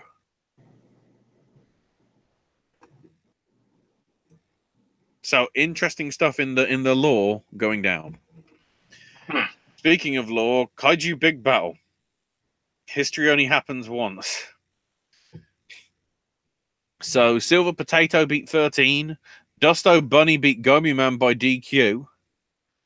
However, Dr. Cube and his minions came out with a mini vacuum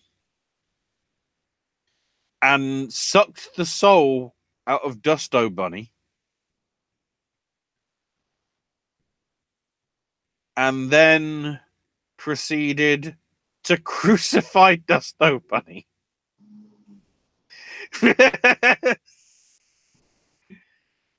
So he was there,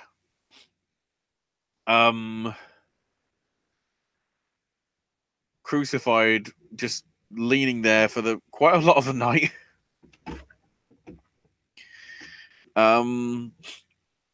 Then American Beetle beat Hell Monkey by DQ. That was for the Southern title that they have. This then evolved into a tag match, which American Beetle and partner Sunbuster managed to beat Hellbuster and the Grudian. Burger Bear beat Tukor. Then for the Double Danger Tandem titles, Los Pantanos of Paco and Pedro Plantain managed to beat the SeaWorld Order of Cycloptopus 3 and Scarilla. And then, so the main event was Dr. Cube's minion, Iberus, basically issuing an open challenge. And Dr. Cube was also willing to put the soul of Dusto Bunny on the line. He was that confident. Outgame Power Rangeru, who I'm trying to work out whether it was Lever Bates. I don't know. And Power Rangeru won. So, and then out comes Party Unicorn. Or Unicorn Party, sorry. And proceeds to party and celebrate. And then this unicorn man dressed in black comes out and attacks both of them. Gets on the mic in a voice that sounded suspiciously like Joey Janela's.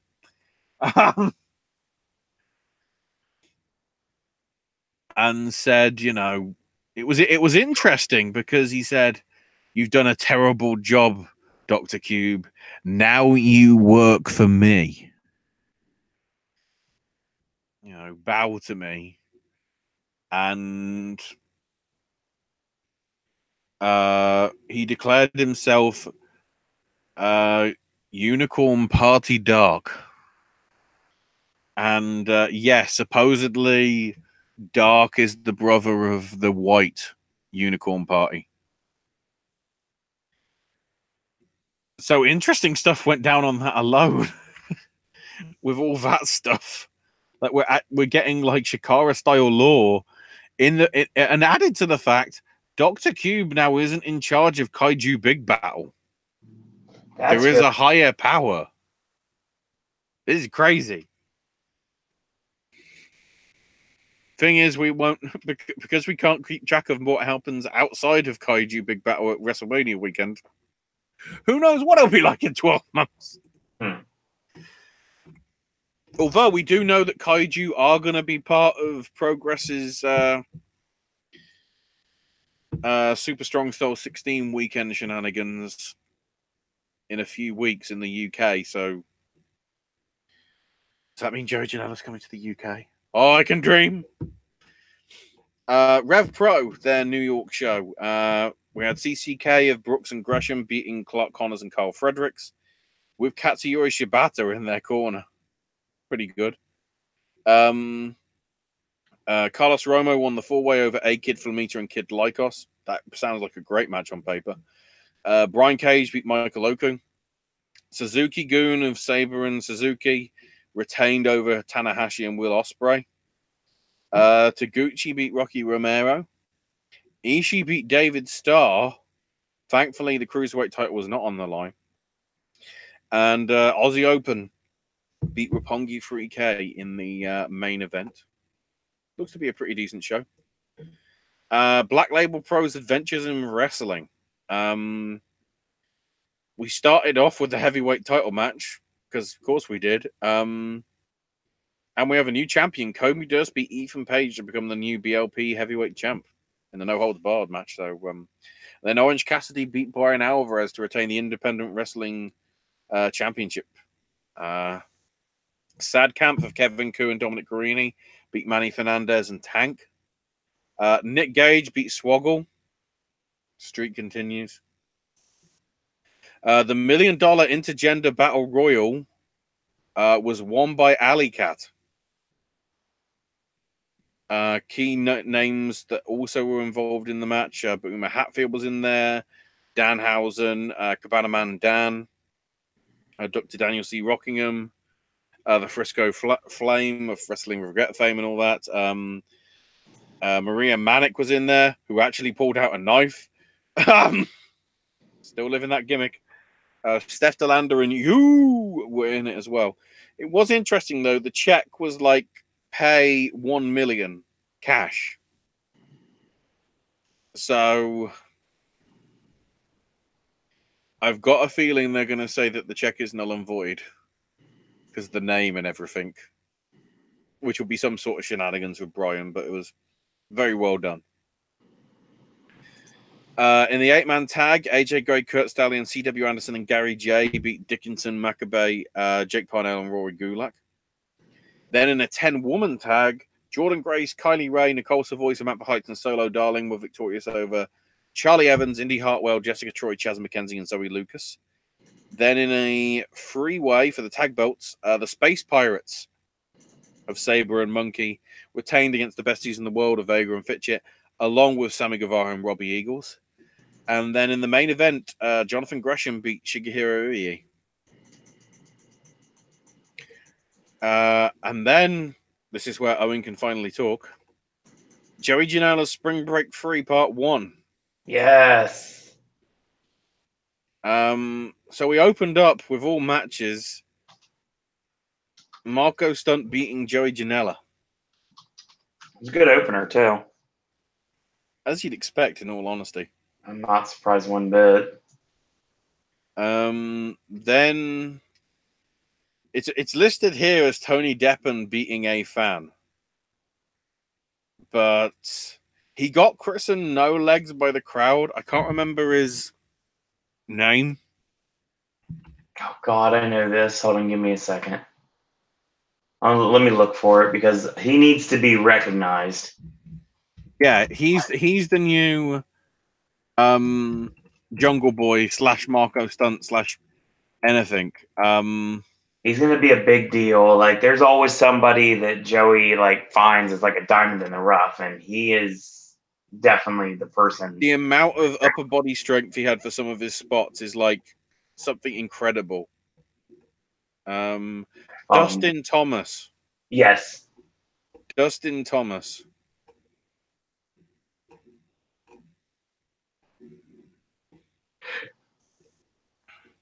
I had heard of his exploits because obviously at that time NXT was happening, so I was watching that. Right. I'd heard of the stuff. Also because of Tony Deppen beating this no-legged man. Deppen, I think, became the biggest heel on all the GCW collective shows that weekend for beating up the cripple and winning. Totally. Then an interesting looking scramble match. Jungle Boy beating A-Kid, Australian Suicide, Jake Atlas, Shane Mercer, and Slim J. Slim J's back, everybody.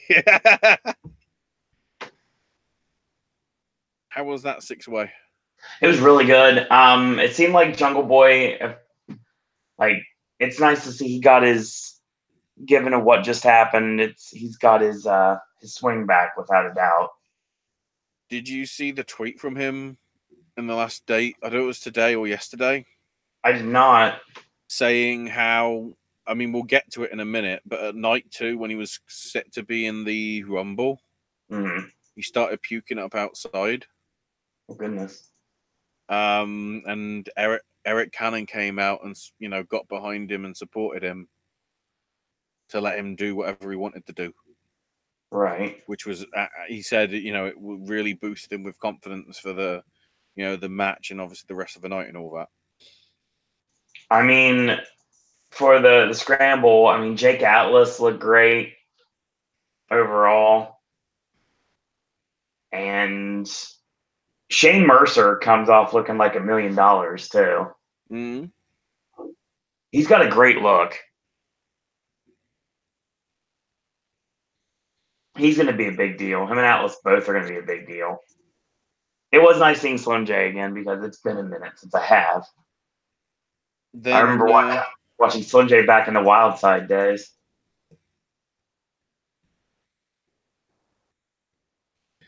Then Nick Gage retains the GCW heavyweight title against Shinjiro Atani. It was so good. And it was short, and it didn't need to be any longer than it was. I mean, it was just Otani gave no crap in any way, and he lit Gage up with those Otani boot scrapes, and then because Gage let him have it first, and then Otani's like, that ain't gonna happen. And of course, he kept face washing that poor man, his poor corner man, over and over again just to prove a point. And Gage, son of a bitch. Yeah, pretty much. Gage wins with the hook of the tights. I mean, you were not going to give Otani choke breaker. That wasn't going to happen. But I mean, he won with the handful of tights, and he got on the mic, and I loved it because he basically was asked who he wanted to work for spring break, and he said Otani because obviously that's the reason he does the face wash in the first place, which makes perfect sense. Mm-hmm. And it was like a show of respect, and you don't Gage is like the baby face of all baby faces of GCW. Mm-hmm. Without a doubt. Which is weird. Yeah, strange to say. But I mean, if he can stay on the straight and narrow and not go back to jail again, I think he's going to have a nice resurgence in his career.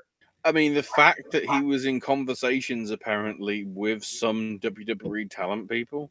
I don't know how that would work, but we talked about that last night. I don't even know how that would work at all. Supposedly it happened.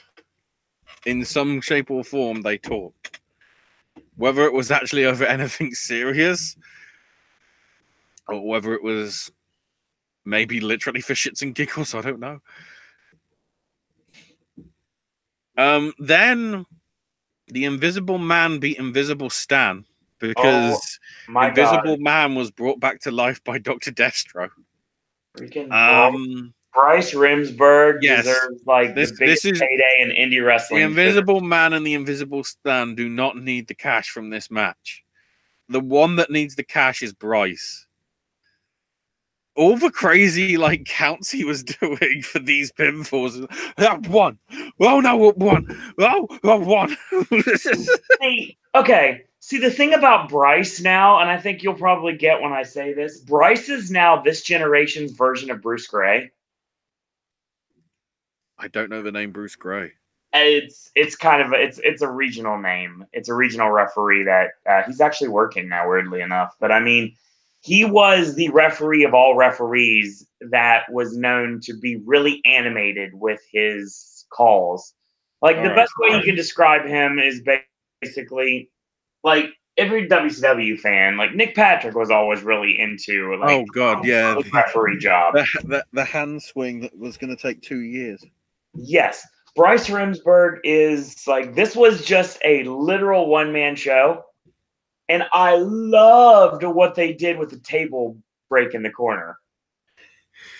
The sad thing is, it happened and he looked. And it took about 3 seconds for the door to get broken in half. Here's the best part. The best part of it is the fact that literally he didn't know, like right before the match started, he puts on Joey Janela shades so he can have a way to see the actual action itself, kind of like the old X-ray shades you would get in the back of comic books. Yeah. And I loved every second of this. Like we had great, like I love the commentary on, like I love the stuff that they were doing. All the GCW commentary was great. I mean, like Denver, I don't really know Denver, Colorado, but he's very entertaining. The name, not the place. Yes. Oh, God, not really. I have no interest in Denver, Colorado. Maybe like Mork and Mindy. That's about it. And if we're breaking kayfabe, which we are for a change, considering, you know, Drew Cordero had been through a death in the family that previous Tuesday, and going through the Beyond Wrestling stuff and all the stuff over the weekend as part of the collective shows, you know, he really did a great job. Oh, fantastic. I guess that's what happens when Excalibur gets booked for WrestleCon.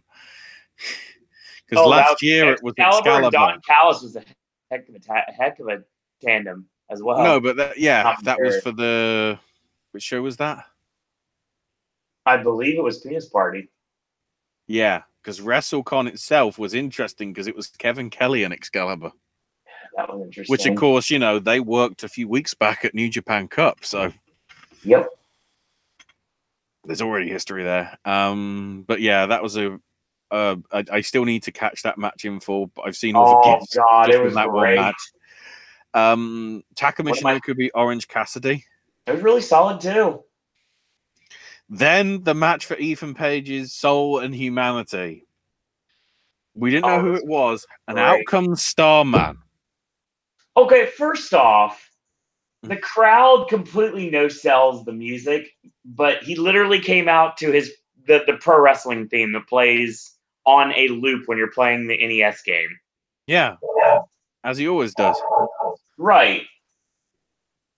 And you didn't know who exactly Starman was, but then he got the roll up and everything, and then of course he takes the mask off. Well, hang on. So of course, in a lot of previous type things, Starman's been Joey Janela. Right. That was his gimmick. Of course. But yeah, the match started. Starman immediately connected with a roll up and got the win in seconds. And then Starman unmasked himself, and it's freaking Virgil. I love the smart crowd here just chanting F Bunny. Made me laugh hysterically. Because that proves they know what's up. I love the fact there's a lot of people on Twitter that have got screenshots from that match with Virgil being unmasked, and some people saying, Can somebody put a Brazzers logo on this, please? And then the Anything Goes death match. Dear God. With Masashi Takeda beating Jimmy Lloyd with scissors to somewhere in the neck skin. Okay, the scissor board. Okay, like I said on last night's show, and I'll say it again. They did it about as safe as you could with something like this. The scissors were spread open to the point that when he did the running knee in the corner with the board across the face, Jimmy Lloyd got the actual scissors on his neck, but it didn't pierce because the actual point of the blade was close to his chest, and like the top of his neck was like the other part of the scissors, like the safe part of the scissors. Right. Was up. So he still had to yank it out though, so it looked bad. Oh, the cell looked great. Crazy shit. Crazy Very, shit. very violent. I mean, it was a great way to cap off the first ever death match in spring break history. And I mean, it's not a match for everyone, not at all. But I love these spring break shows. When I get really frustrated with all the content that they're putting out with WWE, this is the stuff that I watch and gets me back. It makes me wonder why I don't watch more wrestling. Mm-hmm. I'd rather talk about this stuff. So next up, I was trying to quickly go through these. MLW's Battle Riot 2, which was Friday, 2-hour special, at least some of this, live on, I think it's beIN Sports, isn't it? Yes. And is being broadcast tonight in the UK on Free Sports for those of you that have it on Freeview HD or Sky or whatever. I think it will be up on YouTube, though, as it normally is, archived. So J-Rock beat Troy Hollywood. El Hijo de LA Park beat Gringo Loco. The Lucha Brothers beat Airwolf and Ray Horus. Mance Warner and Sammy Callan, beat El Hijo de LA Park and Ricky Martinez. Wow, so he's in 2 matches pretty much back to back. Jeez. And then the other 2 matches that were taped beforehand, which I guess are TV tapings for upcoming weeks, Alexander Hammerstone beating Gringo Loco and Brian Pillman Jr. beating Rich Swann to both progress to the final of the MLW National Championship. I guess the first national champion. So the 2-hour show itself had Teddy Hart beat Ace Austin to retain the middleweight title. Minoru Tanaka beating Myron Reed. Tom Lawler beating Jimmy Havoc in a street fight to retain the MLW World title.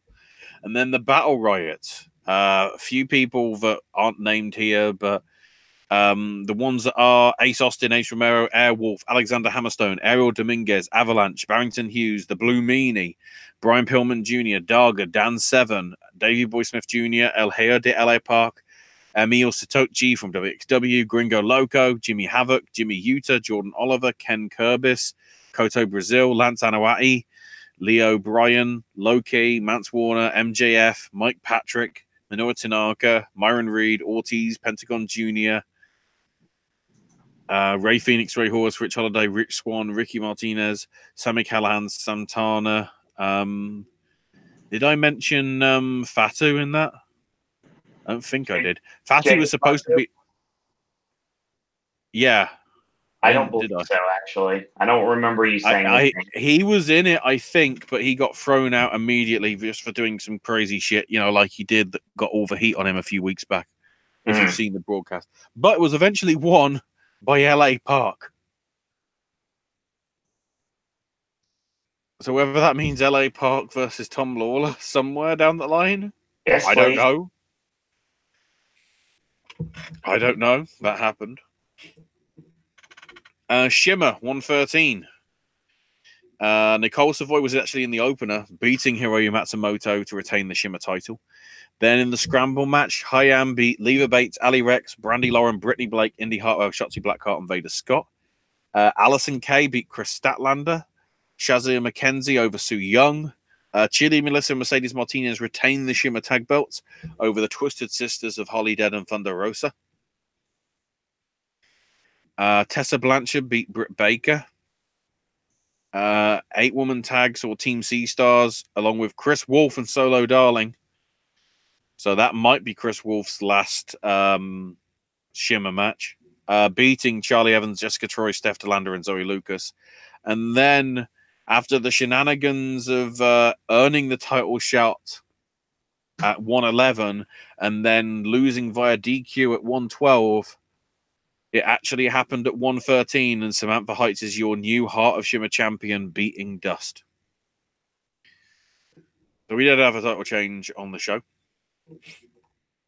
Next up, WrestleCon's USA versus the World combination, which got complicated because Dragon Gate couldn't show up, or Pac. Brian Pillman Jr. beat Emil Satochi of WXW again. MJF beat Ethan Page. David Starr over Daga. Black Taurus beat Darby Allin. Yiro Kuroshio beat Rich Swann. The Rascals of Xavier, Miguel, and Wentz beat Adam Brooks, Australian Suicide, and Robbie Eagles. The Hart Foundation of Davey and Teddy beat LAX. Puma King victorious over Sammy Guevara. And in the main event, Brian Cage beating Masato Tanaka. I don't know whether there was a crazy table spot a la Mike Awesome. Let's hope so. Then WWN's Super Show, the Mercury Rising event, opened up with Anthony Henry retaining his FIP world title over Absolute Andy. Then in the Scramble elimination match, it was Anthony Green eventually victorious over Barrett Brown, Colby Carino, Cyrus Satin, Harlem Bravado, John Silver, and Shotzi Blackheart, meaning Anthony Green has a WWE contract, which is true in real life. It wasn't, it actually is a thing. So this is interesting. It was originally supposed to be just for the Shine Belt, but I guess both titles were on the line in spirit of what happened on WrestleMania. So in the big upset, we have a new Shine champion, as the Tokyo Princess of Princess champion Miyu Yamashita retained her belt and also won the Shine title of Allison Kay. And Miyu has challenged Allison to come to Japan and get it back. So this could complicate the show in May, everybody. Austin Theory and Brandy Lauren managed to beat Darby Allin and Priscilla Kelly, which I think was Darby and Priscilla's last action, because they've now left WWN. Did you see that sort of mini press release from a day or two ago? I did earlier today, actually. Yeah. Darby and Priscilla are done. I can see Darby doing stuff, considering Priscilla's ingeniousness / infamousness with her stuff.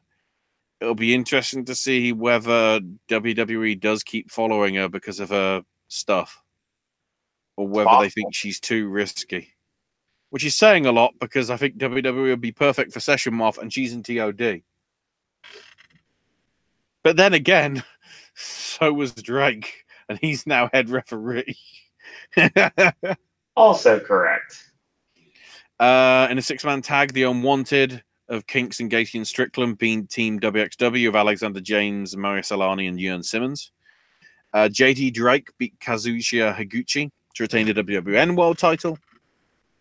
And Damnation of Daisuke Sasaki, Soma Takao, and Tetsuya Endo beat the Skulk of Adrian Alanis, AR Fox, and Leon Rush to retain the...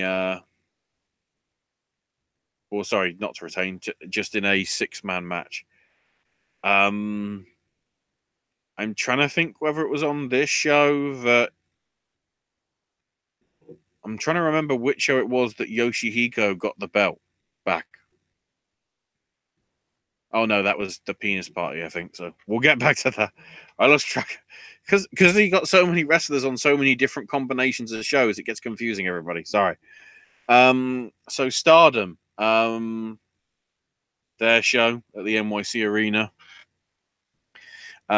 Jungle K-Owner and Natsuko Tora beat Sonya Strong and Violette. Queen's Quest of B. Priestley and Konami won a freeway, beating Brittany Blake and Britt Baker and Bobby Tyler and Hana Kimura. Which is interesting because I thought Hana Kimura and Bobby Tyler won that. I'm confused. Is that correct? I vaguely remember watching a bit of that match and I thought Hana won. Whatever.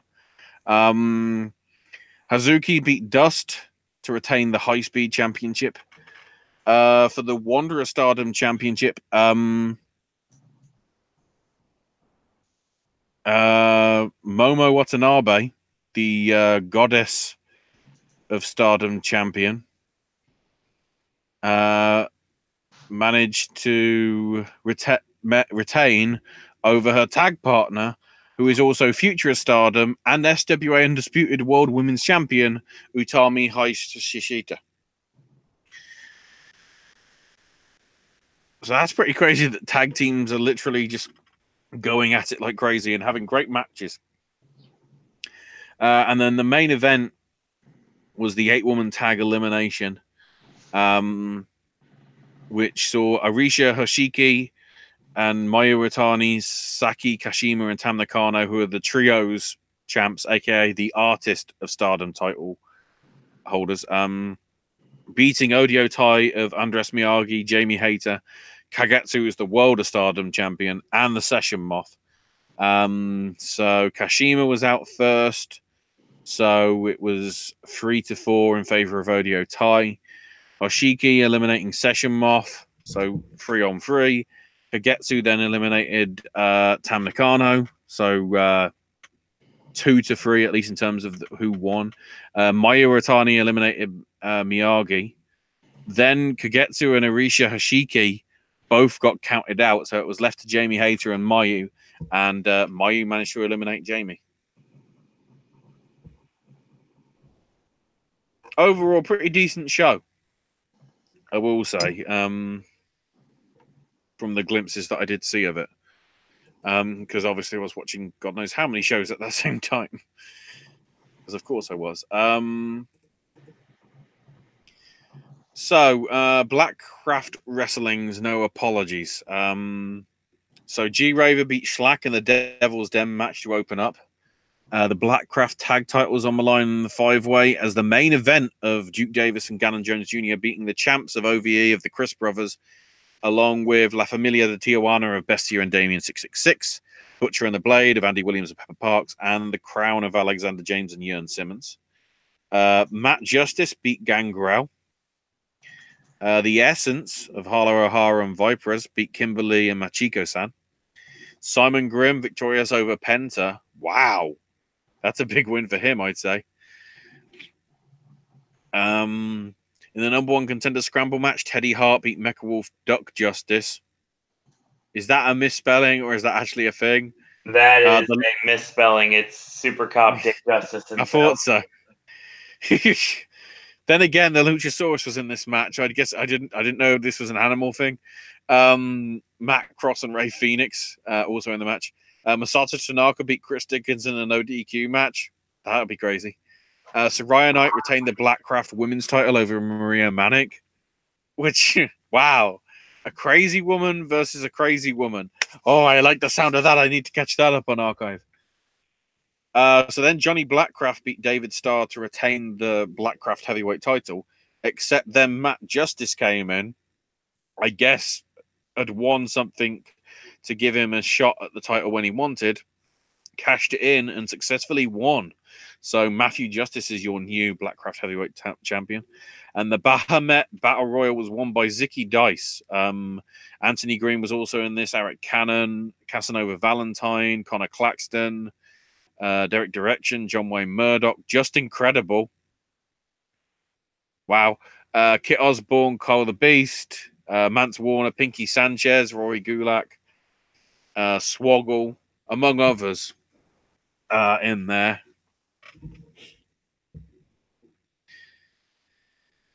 Of course, that was the show where the fan got crucified and Doug Bradley got his throat slit. Oh, right. And other stuff happened on the show. So next up, Joey Ryan's penis party. Is this another one that you watched, or? I watched bits and pieces of this show. Okay. So DJ Z and Shigeru Irie beating Bestia 666 and Aries. Ultimo Dragon winning a scramble featuring Mr. Iguana, Green Ant, Shark Boy, Taurus, and the Puma King. The Demon Bunny of Rosemary and Ali beat the Twisted Sisters of Holidead and Thunder Rosa. Tracy Smothers beat Sue Young. Yeah, this match was entertaining. Right. Then Timothy Thatcher beat David Arquette. I like how Arquette came out with DDP. And my favorite part is the fact, given who it is and what it represents for me, Arquette has the Scream mask on his tights now. Okay. That makes sense. Then the Penis Party Death match, which Bill Carr beat Dan Barry for. Then the Iron Man Heavy Metalweight Championship was in a Rumble match, which of course was won by Yoshihiko. So Yoshihiko's got the belt back. Then Mike Babchick, Tommy Dreamer, and Colt Cabana beat Matt Striker, Chucky Tree, and Trent Beretta. The referee refused to do this match, though. So instead, the real reffing show, Jerry Lynn came out to officiate. A bit surprised. Taya Valkyrie and Johnny Penis, as he came for one night only, beat Penta and Phoenix. And then in the 6-person tag match, the Session Moth, Priscilla Kelly, and Scarlett Bordeaux beat Joey Ryan, Val Venus, and Sexy Eddie. The bits I remember from this match, Session Moth saw what was down Val's pants, and so they ran off backstage. I don't have a clue what happened, but they both came back satisfied. And then the ultimate finish was all the women went to the backstage and came up. Well, there was actually there was one bit when Priscilla had a tampon and Session Moth had a tea bag or something. I don't know what Scarlett had. Something as well. They all did gross things to them. They headed off, and then in lieu of everybody being dressed up as penises for Joey's resurrection at All In, the girls came out as giant used tampons for some reason and won the match.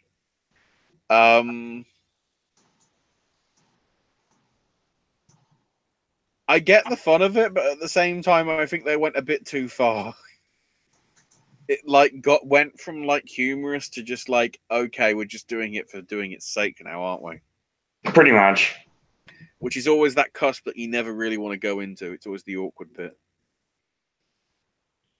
Now I'm trying to. Now is this one you see because you mentioned GCW? Have you seen the Orange Cassidy is doing something or whatever? Who knows show? I watched that one in full.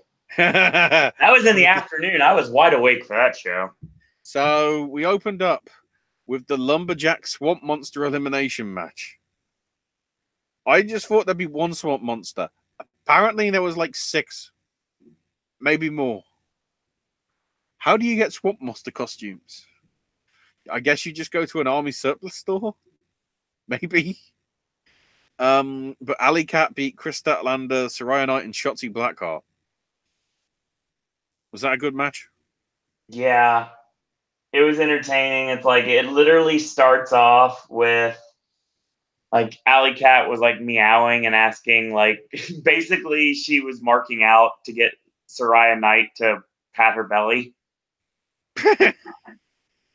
So, of course, she basically just decides to kick all the women between the legs because that's what she does. Makes sense. It was good. It was entertaining. And she wins. Chris This, Brooks. this commentary, what was her name? Sarah Schneider from Marty and Sarah's wrestling podcast. Oh, yeah. She did commentary with Denver, Colorado. It's probably one of the best bits of funny commentary I heard all weekend. And that came to the line was, if you're watching this show, then thank you. If you're watching this on, if you're watching it on a website, it's fine. If you're watching it on Time, then F you. I laughed out loud when I heard nice. that.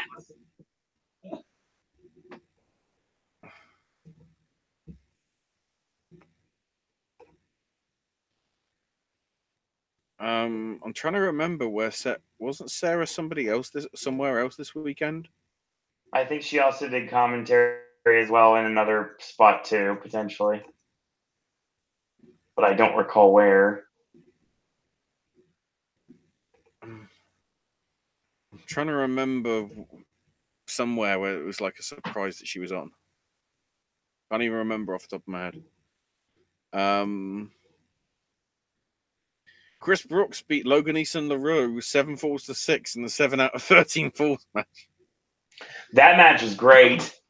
It was just a lot of quick falls for the early part, wasn't it? That was like DQ right away. Yeah. That was the fun part. No, but you had like the first 12 falls in the space of a few minutes, and then the final fall was like the actual proper match. Then the roll-up was the end. Yeah, of course it would be. Hey, at least I did it better than the women's main event. Sorry. The scramble match. Jigsaw beating Airwolf, Dan Champion, Jake Atlas, Lucky 13, Sonny Defarge, and Tony Deppen. I don't know. Once again, Lucky 13 being another member of the club of, I have worked with this person before. Dan Champion. Oh my God. I like the place that I was when I was watching the show. I kept getting the term dad bod fits this guy in every way possible. He did some decent stuff. The only problem was I think he needs to invest in a jock strap because that was the thing. And it's not something I wanted to see at 12 o'clock in the afternoon.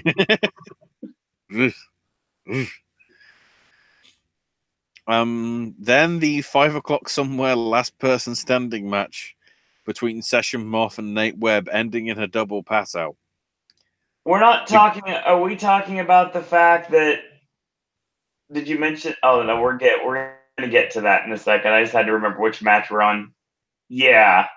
So the gimmick here was it every 5 minutes or every minute? They just changed periodically. It was basically after a certain period of time, they had to down a drink. For all intents and purposes, Session Moth is basically just a more athletic version of ODB. Yeah, I see that. And that's not bad. I love Nate Webb.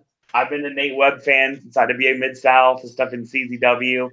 We always had a reference with Nate Webb was always on whenever someone was really crazy, we always say they're on Nate Webb drugs. And that became something that was prevalent for me this entire show and the whole weekend. So, yeah, it was really entertaining for what it was. There was a lot of dancing and everything. Bryce got grinded on. So I think everybody did. Gangrel did. Yes. Mike Quackenbush did. But the thing you can't forget. I want to talk about the fact, and we glossed over it because it's really late and I need to get to sleep. And we're only on like the first couple days. The thing is, you have to look at the fact that Jigsaw won a gift card to Friendlies. Oh, yeah, of $16.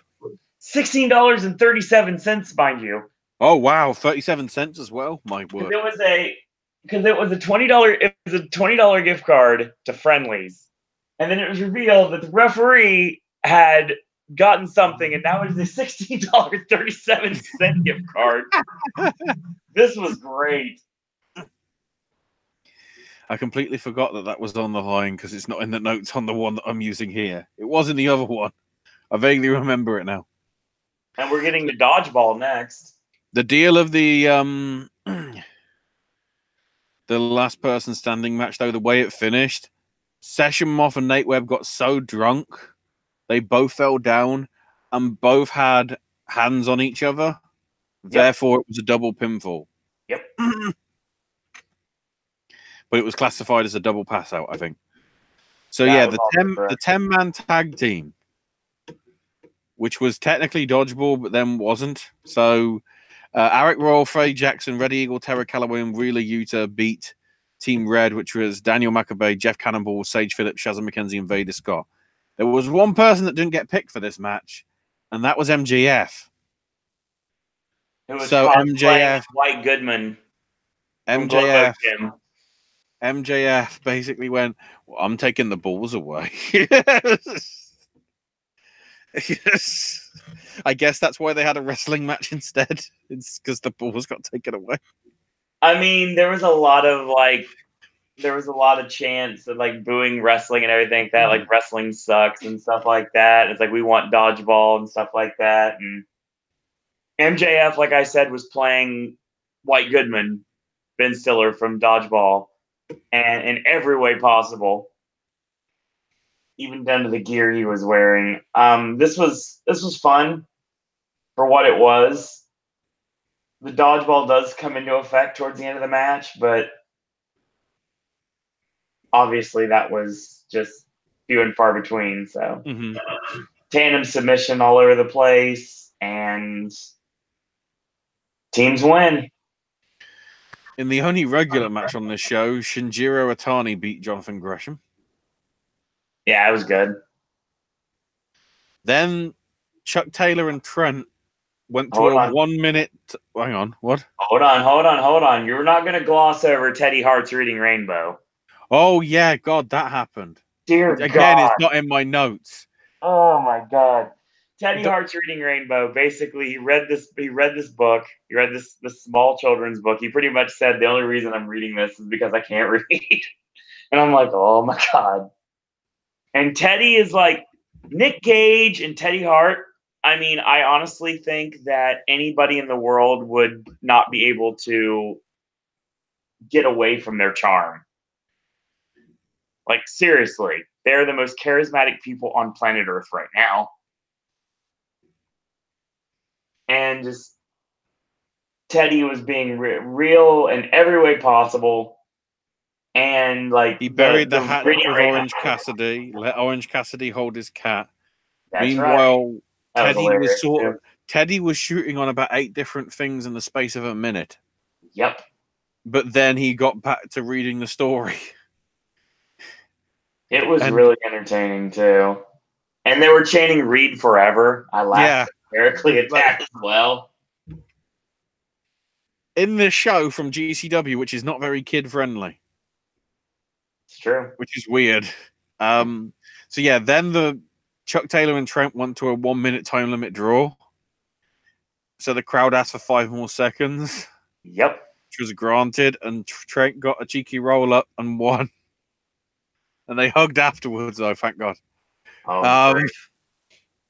And then, because it's Christmas in April, Nick Gage beat Ultramantis Black in a Yuletide death match, which got crazy because at one point, Ultramantis got Funk Style trapped in the barbed wire boards. Correct. And then who came out afterwards? Oh, God. and said the show was a sham? MJF. That was it. Yeah, he was like, He hit Gage with a chair first, and he bashed the show. And then Orange Cassidy came out, and he misted MJF. Gage grabbed him, hit the choke breaker. and then Ultra Mantis did something with him. I can't remember what exactly. And then, in the moment of the weekend, Orange gave both Ultra Mantis and Nick Gage shades. Yes. Nick Gage in shades looking like a fucking mafia guy. Gage and MJF shades. Oh my God. He's up there with George and his two fists ready for Shane as the shot of WrestleMania weekend. I mean, Nick Gage looked like, you remember, like he belonged in the movie version of Entourage. Which is a weird thing to say, but yes, I see what you mean. It was great.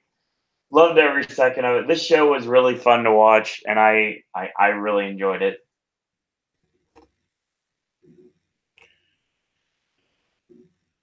I can't see any results for the DDT versus Kaiju show, so I don't know whether you can find them, Owen. Quickly, if you can. All I do know is I saw a video from it in which one of the DDT wrestlers got one of the Kaiju creatures and suplex them on top of a U-Haul truck. Dear God. I'm trying to find it. Give me a second. Yeah, I think it was called like the wrap-up party or something. Yay! Might be on P Windsor. I got you. There we go. We'll do that in a minute. So interspecies wrestling. Unstoppable. J Money beat Alexander Dean, and an 8-man Mikey Maines and the Mercedes Brothers beat Casanova Productions of Giordano and Fernando, Carl Jepsen and James Runyon. Addie Starr beat Solo Darling and Vader Scott to become the new IWS Women's Champion. Kevin Blanchard retained the IWS Canadian title over Ophidian. Max Lemire beat Sheldon John Sanchez, Black Dynamite, XS and Super Kid Nelson in a scramble. In the Alco Brawl, whatever that is, Sexy Eddie and Eric Cannon went to a draw. The Green Phantom beat Matt Tremont and Nick Gage in a hardcore freeway. I'm guessing Tremont got pinned. That's the only thing that makes any sense. I was trying to watch this match. The funny thing about this show, we're talking about the IWS show, right? Yeah, the interspecies wrestling crowd for the show. Yeah. Dear God, I've worked in front of more people than the show had. That's not a joke either. I guess it was a promotion that most people didn't care about then. It was bad timing because it was right before Supercard of Honor. Yeah, a lot of people went there, I guess. Yeah. And the IWS World Championship was retained by Benjamin Tull over Rory Gulak. All right, you ready? Oh, yeah, you might as well go through it. Because I think it was this afternoon before G1 Supercard, So we're talking about the More Than Mania wrap-up party, Kaiju Big Battle versus DDT. You're going to have to bear with me because my computer is going super slow right now. Mm-hmm. So we have the Bodega Boys of Kung Fu Chicken Noodle, long day, and Silver Potato defeating Honey Nut and Pink Bear to become the #1 contenders, the Double Danger Tandem Championship. Mm-hmm. And then Hot Cop Joey Osborne comes out and tries to beat up Pink Bear. Burger Bear makes the save, and Burger Bear wins a flash match over Hot Cop via pinfall. Oh, dang it, stupid computer. Yeah. With hitting him with an onion ring after assistance from Pink Bear. Gusto Bunny and Faded defeated Gomi Man and Mizuki Watasi. Dr. Cube and the Posse come out and they cut a promo about an experiment that they'd like to run with everyone before switching gears to run Erebus down for losing the Grand Championship to Power Ranjuru because it's ridiculous because she's a woman. Open challenge to an anywhere match that the stars of DDT can answer, and Konosuke Takashita and Sanshiro Takagi, long day, defeated Erebus and Super Minion 13 from Dr. Cube's posse. That went outside and involved the U-Haul truck that you spoke of. Yeah, I think it was Aramis that got suplexed on the U-Haul. Then we go to an intermission. There's a dinosaur gift basket to referee Dundee. Los Plantinos of Paco and Pedro Plantain retain the Double Danger Tandem Championship over Is Kinder and Monger King. Blanco Loco and Sunbuster defeated Su Young and Tukor with a diving elbow from Sunbuster on Tukor because no one likes Tukor. Hot Cop intervenes, tries to arrest Su Young, but she missed him, and the music changes from breaking the law to killing in the name. Fuck you, I won't do what you tell me. Pretty much. Stu and Tukor are deceased now. This was post-match, which leads Blanco Loco to defibrillate them with a Pikachu. Oh, God. Trevin Adams cuts a promo thanking the fans interrupted by Dr. Cube. And then this brings out American Beetle, Southern, and Power Ranju Grand. They are the champions of those, defeating Dr. Cube and Hell Monkey, a double submission on Hell Monkey to retain the Kaiju Big Battle Grand Championship and the Kaiju Big Battle Southern Division Championships. Afterwards, Ranjuru smashes Dr. Cube and Hell Monkey with her mallet a few more times for good measure. Here comes Hot Cop to arrest Ranjuru as there's speculation to why she may have been sought after by the authorities. The hype shows up with Progress next month and remind us, as always, monsters are real, danger can happen. But no sign of Unicorn Party Dark. That's a shame. The only thing about that was mentioned was Trevin Adams. Well, the promo with Dr. Cube interrupting it said, definitely not a fan of Double Unicorn Dark. So that was the only thing that was mentioned. Double Unicorn Dark because he had two horns rather than one. I remember. Right, the G1 Supercard. Oof. So in the pre-show, which I guess is for either Honor Club or Ring of Honor YouTube, Jenny Rose and Odio Tai of Hazuki and Kagetsu beat Hana Kimura, Stella Gray, and Sumi Sakai in what was said to be a not great match. That's a good sign. Which is surprising considering, Odio Tai and Hana Kimura are in this. I was hoping for better. So I'm trying to get not stuck on my fucking chair. Oh, look, I'm free. And then the Honor Rumble. Kenny King entered at number 1 and he won very shenaniganly. So also in this match were Bad Luck Fale, Brian Malonis, Bushi, Chase Owens, Cheeseburger, Colt Cabana because Toriyano gave up his spot to Colt. Right. Of which Toriyano was then on the American commentary. That was entertaining. Barely any Americans. What? Delirious, who I think went out there because he wanted nothing to do with what was happening later in the night. Shoot. Hiroki Goto, Jonathan Gresham, Jushin Thunder Liger, King Haku, LSG, Leon St. Giovanni, that is, PJ Black, Rhett Titus, Rocky Romero, Ryosuke Taguchi, Shaheem Ali, Shingo Takagi, Sho, Beer City Bruiser, TK Orion, Tomohiro Ishii, Tracy Williams, Vinny Marsaglia, Will Ferreira, Yoshihashi, and number 30, the great frickin' Muta. This was awesome. Muta and Liger squaring off at the end. Quite a lot of the New Japan talents for this match didn't come out to their music. Yes. Taguchi didn't. I think Ishii did. I know Goto did. Suzuki didn't. Which I don't even see listed in here. Suzuki was in that match as well. What the fuck? The reason, because so it got the final four, as we thought, was the Kingdom, Muta, and Liger. And it was getting interesting. We had Muta and Liger for a bit, staring each other down. And then the Kingdom threw Muta out. And the crowd just gave up on the match. Pretty much. Then Liger managed to throw out both members of the Kingdom, and he celebrated. And then Kenny King, who must have got knocked out of the ring earlier without being eliminated, climbed back in, threw Kenny King over, and won.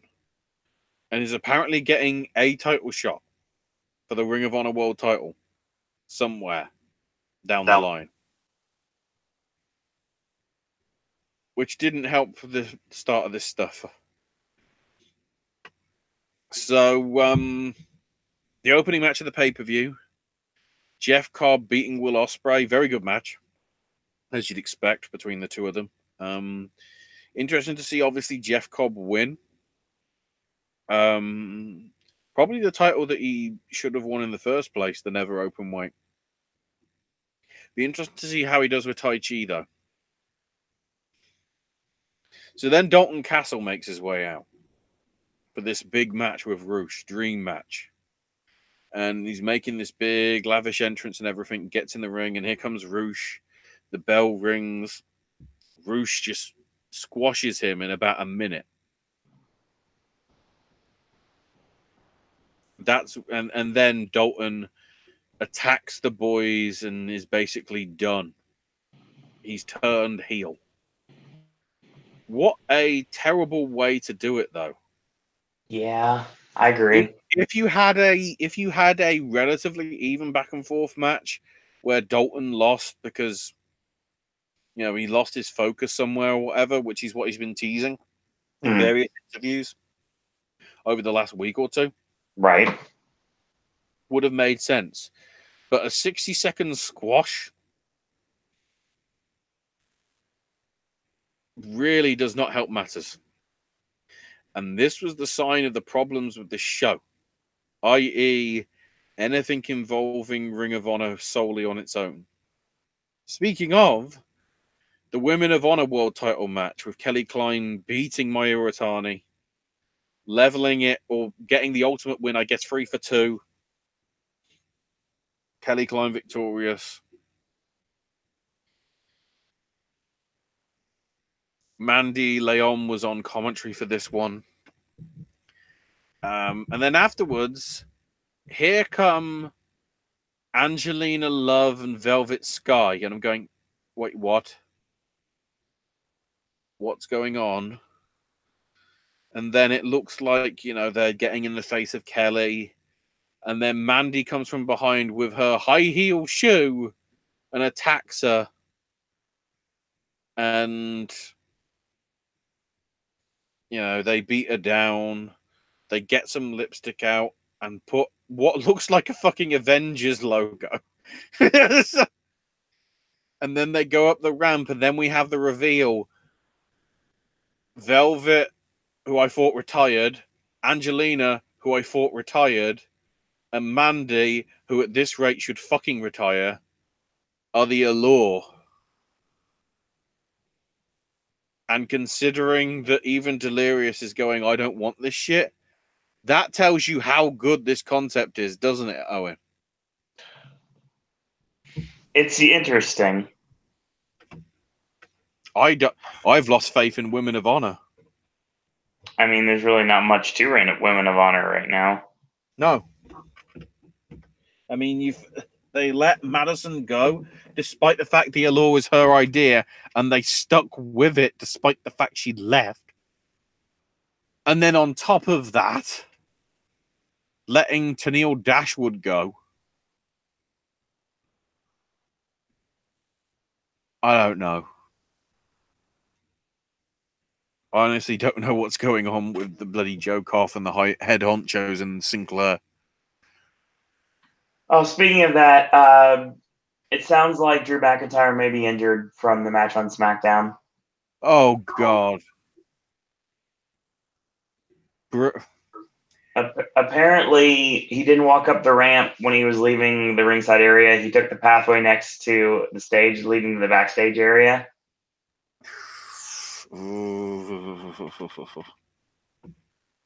It is possible that he is hurt. Oh, cool guy chimed in, hot damn. Thank you, Acer, for the put over, by the way, for the show.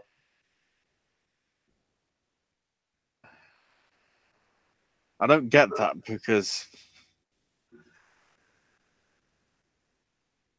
even Vice was better edited than the show. So then here is Mega Ran to do his Live at the Garden or Going to the Garden performance. You know, I like Mega Ran, and I love the fact that he was performing in MSG. He can put that on his resume. But the crowd did not give one bit. They came here for wrestling, not filler. And then out comes Bully Ray, who gets cheered. The heel gets cheered.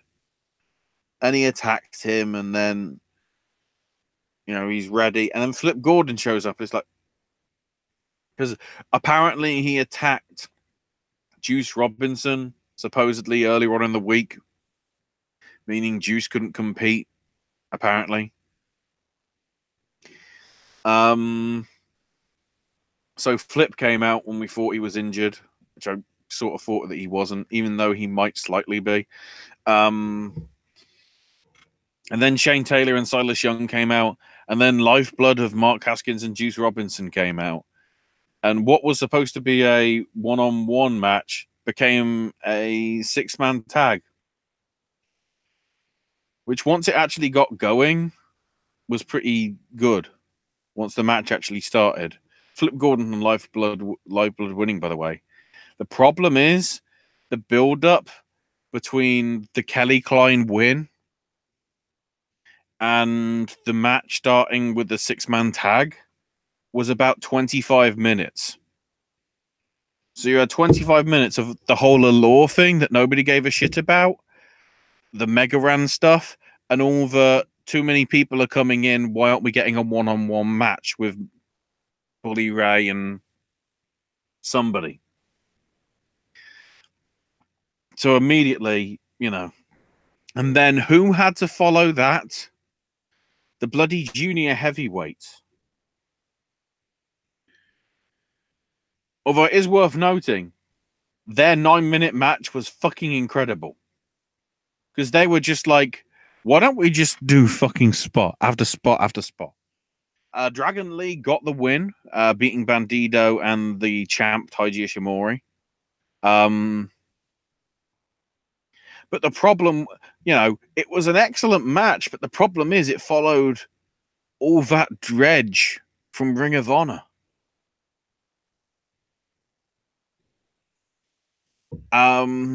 Then the Ring of Honor and IWGP tag titles both on the line. And it was the Guerrillas of Destiny victorious over LIJ, the Briscoes, and Brody King and PCO. There was one crazy spot that I remember when the Briscoes super powerbomb PCO out of the ring directly through to the floor. That looked nasty. Not through a table or anything. No, it was on the floor. Directly down to the mat. And the great thing is, after about 3 seconds, PCO just kicked up. It's just like, but you notice real quick the camera went off of him because he set up real quick, but then you notice he just went right back down. Yeah, he just did it for the spot, and it was like, oh, yeah, he's knackered. So the Guerrillas won, pinning, I think LIJ, was it? Can't remember.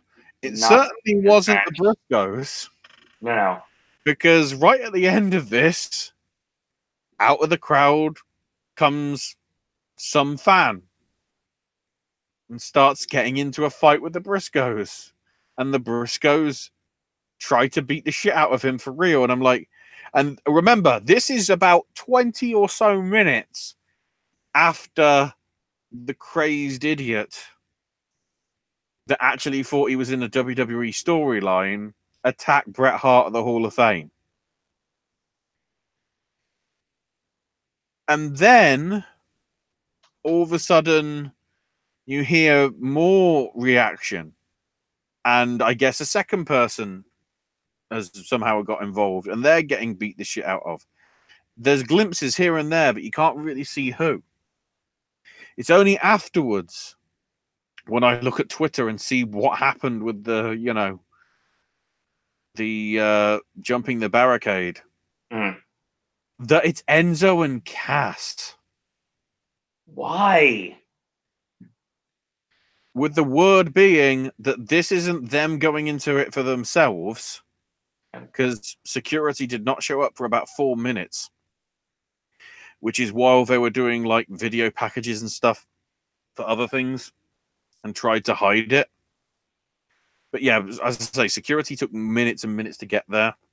They weren't sort of, I mean, they weren't immediately there at the Hall of Fame when that shit went down. I think we will briefly talk about the Hall of Fame at the end, because we didn't actually talk about that really either on Sunday or Monday to a great extent. Because there was actually a pretty good Hall of Fame with some good things and then stuff that overshadowed it. But we'll get into that.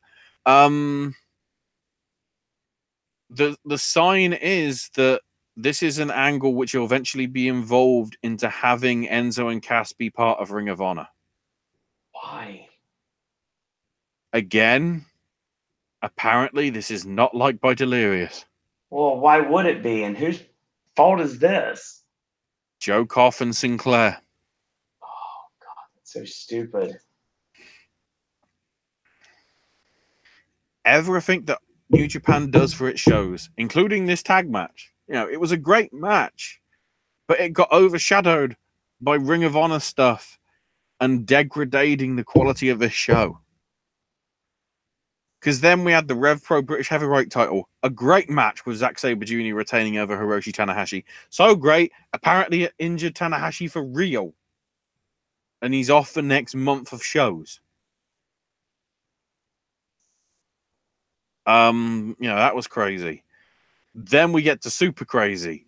Ibushi beating Naito for the Intercontinental title. Arguably match of the night. Arguably match of the night. The stuff these two did to each other, geez. You know, that is worth, that might be worth getting a replay of the pay-per-view just for that. Yet alone the junior heavyweight title being excellent, and the ROH and New Japan, you know, winner takes all titles being really good, and the main event, which we'll get to in a minute, and I guess the Rev Pro title as well. Just really awesome. And then let's go down on the graph. Matt Taven beating Jay Lethal and Marty Scurll in the three-way ladder match to become the new Ring of Honor World Champ. I'm pleased for Taven. The problem is, it's not the right time. Oh, not even close. He should have had the belt months, if not years ago, with that whole build that they did. Well, the most recent one, the build with Cody, where you thought that made the most sense for Taven and Cody and all that. But the problem is, Marty Scurll's in this match, and people wanted Marty to win. Despite the fact the sign seemed to be, at least from that, not this past episode, but the episode before, when Marty's voice just randomly showed up from nowhere. Yep. When they were chilling at C2E2. I think that's a sign that Marty's contract is expiring somewhere between now and October. Well, don't forget, even I know this is pretty obvious, but when they show the actual opening of being the Elite, when you see SoCal Uncensored show up, you see Marty in the background flying in with the umbrella.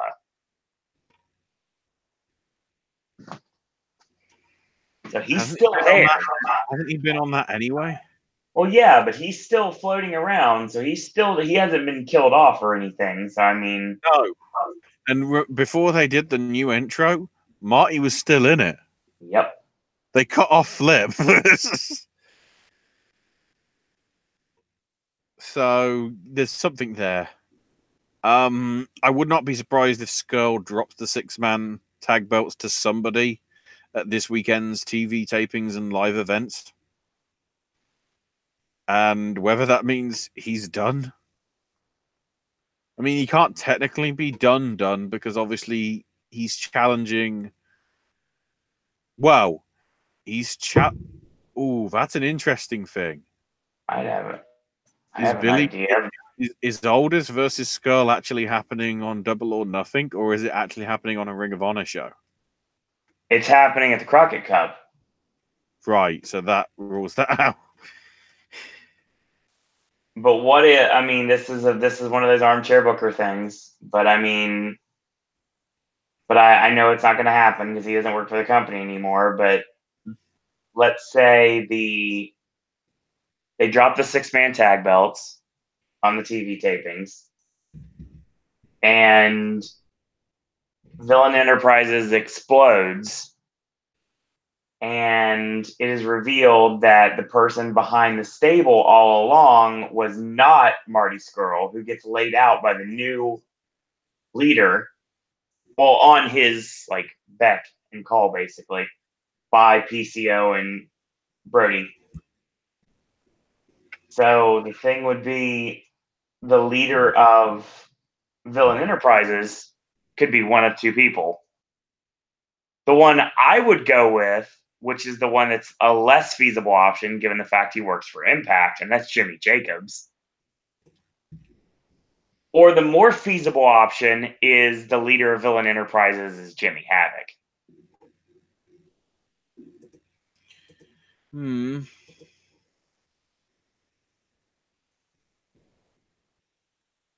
But then again, I also thought John Moxley would fit really well in this little angle too, if that direction ended up what they would go to. But it's a little too early for that. Do I think that Marty Scurll shows up at Double or Nothing? It depends on how his contract is. I thought he still had he has until what, September? Maybe. So something like that. So he could show up for the first TV tapings. Possibly.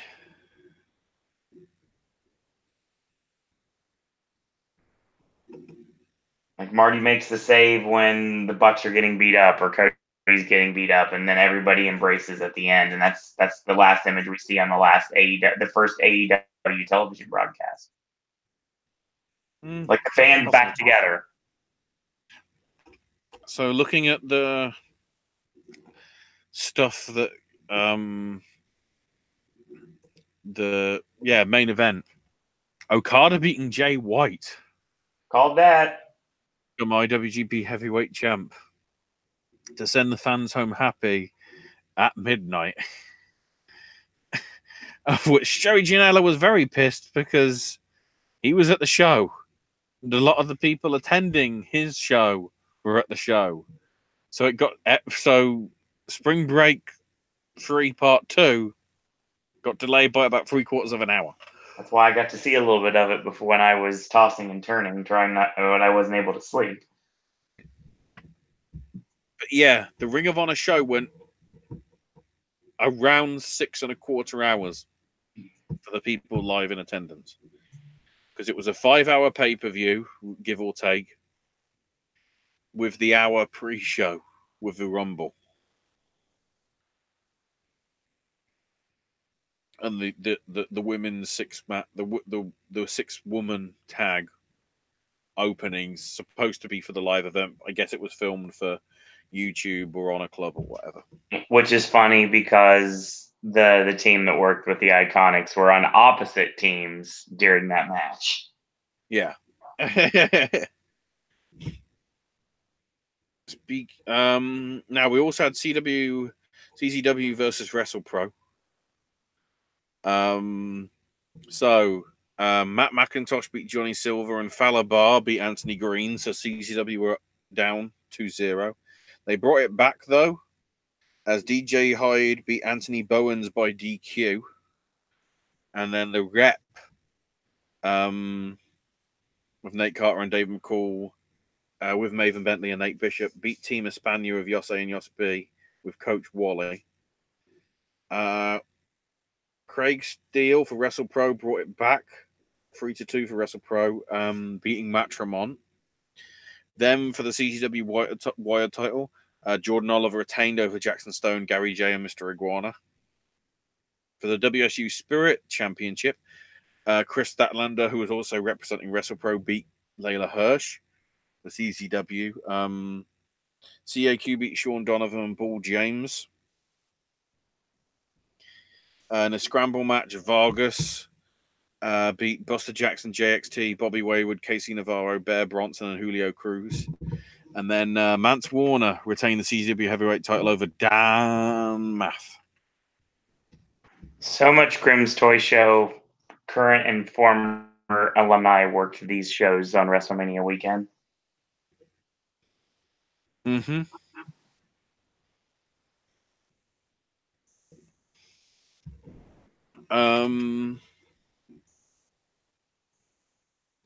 So House of Glory Culture Clash also went down. I remembered this. So Leroy Green beat Smiley in a casket match.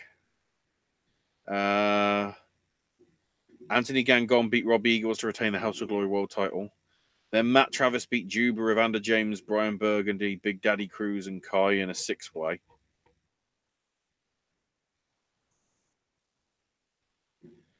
Then, if I can find it here,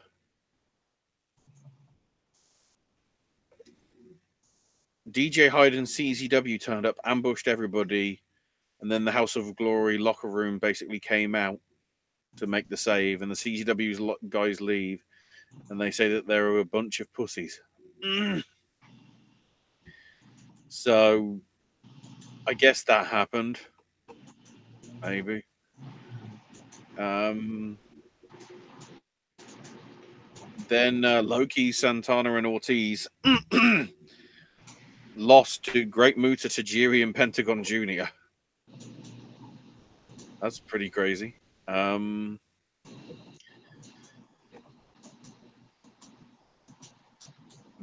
the Crown Jewel title was retained by Mantequilla over Kikutaro. Chris Statlander and Nikki Adams beat Sonia Strong and Violette.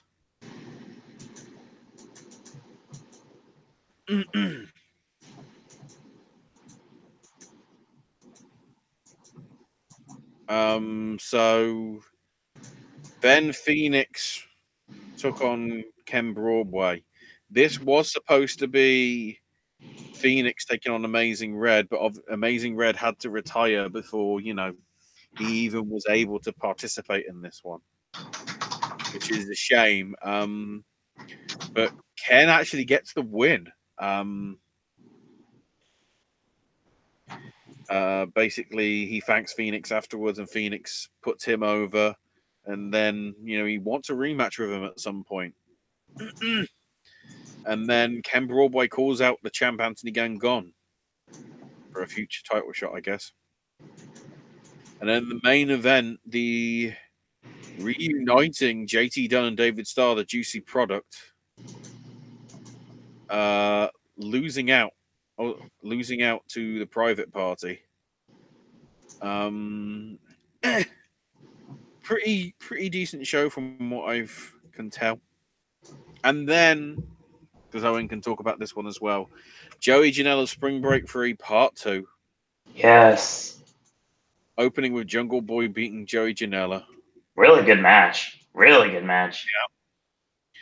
LA Park beating Masato Tanaka. Also a good match. LAX beating the Rock and Roll Express. A lot of respect was shown in this match after it was over. Ricky Morton hitting the Canadian Destroyer was always fun.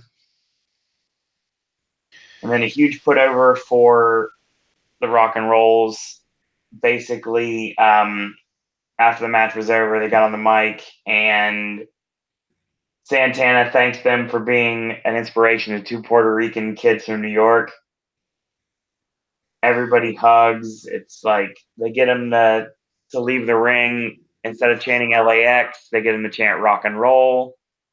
And they bow out so they can get the reaction from the crowd. I definitely see them returning for a spring break next year, without a doubt. Before they could, Rock and Roll Express gave their bandanas around their wrists. Yeah, they put the and bandanas put them around the wrists wrist of LAX.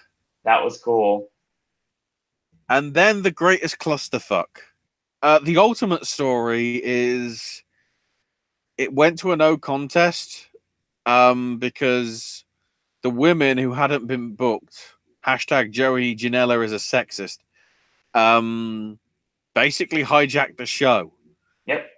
Beat the fuck out of everybody, be it ref, be it wrestler. Pretty sure whatever. They killed Jimmy Lloyd with like 9,000 light tubes. Yeah. They all Frank got the Clown got attacked. That was great. I enjoyed that. Yeah. Everybody was laid out in the ring. The cover for the mat had been pulled up and everything. Yep. Ripped away. The female ref came out, and the women said, "You can leave. You're safe."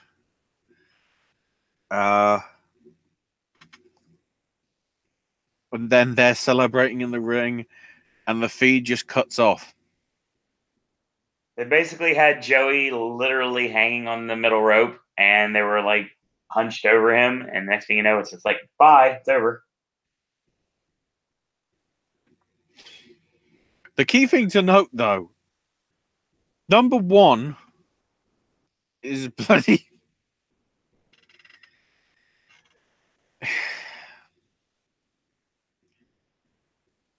Oh, you know who number one is, wasn't you? I can't remember his name. Yeah, it's Necro. Yeah, Necro Butcher. That was it. Yep. So Necro Butcher comes out, and I'm like, what? And then it's like entrant number 2. And Metallica starts playing. I'm like, wait, what? Yeah. Are you kidding me? You get Gage and Necro to start off the cluster. Gage and Necro started it off. S.A. Rios was good for the little bit that he was in. Necro was in it for nearly an hour, I'd say. He got eliminated off camera. He got eliminated late on because I got a feeling if the women tried to take him out, he would not be afraid to beat the shit out of women. And I don't think they wanted that angle. Speaking of that, in another wonderful continuity moment, it was great to see Chris Dickinson get attacked by women too. Yes, that is true as well. Swoggle and Eric Cannon and Joe Gacy, Brian Pillman Jr., Nate Webb, and the lead singer of Wheatus. They did Teenage Dirtbag with Marco Stunt. Joey Ryan, Sexy Eddie with a naked moonsault. Thankfully, holding his junk while he did the moonsault. Yeah, I was just like, jeez. Like, everybody came out to this. Teddy Hart was out, and Homicide, Crime Time was in this. Yeah, Crime Time showed up. Was like, what? A match that had great moments, and I get what they're trying to do to tease that there might be a Joey Janela all-women show, maybe? Potentially. Somewhere down the line. Which would be interesting to see. Or if not, there will be women on a lot more of the shows, not just Penelope Ford with Joey. We had Homicide, Rich Swann, MJF. No legs. No Legs came out. Shane Mercer, Tony Deppen, Kyle the Beast. Crowbar came out. Matt Tremont. Yeah. Jeff Farmer. NWO Sting, Tracy Smothers, Mantar. Yeah, I was just like, freaking Mantar's here. Oh my god. Ethan Page. Jimmy Lloyd, of course, came out. And then pretty much right after Cecil Nix got eliminated, that's when when the women showed up. Well, because the last one coming out was Maria Manick's music. Yes. Except Maria Manick didn't show up. And then like 7 or 8 women showed up. Priscilla, I think, was there. Yep. Kimberly, I think, was there. Just a whole bunch of them. Too Young with the mist on Jeff Cannonball. Yeah. When that was there, I was going, please tell me Rich Swann is nowhere near Sue Young, because there's going to be a lot of awkward situations if that happens. Just Twitter are going to go fucking crazy. Maria superplex Dickinson through a table. Through multiple tables. Crazy shit went down. The great as always. Another fantastic great moments, show. Great moments, but I think the finish sort of let it down, because I was actually getting into the match. And it just going absolutely nowhere was like, okay, I get what you're trying to do, but at the same time, maybe the best thing you could have done is, have still like the guys at ringside, like quick eliminations to get an actual winner. Except then the women come out after the match because they never got booked on the show and literally hijack it. So the last moment, although somebody won, the last moment is the women standing tall over the men. And that's what this was about anyway. This whole weekend was about equality, and I think that was a really great way to end the actual show itself. Yeah.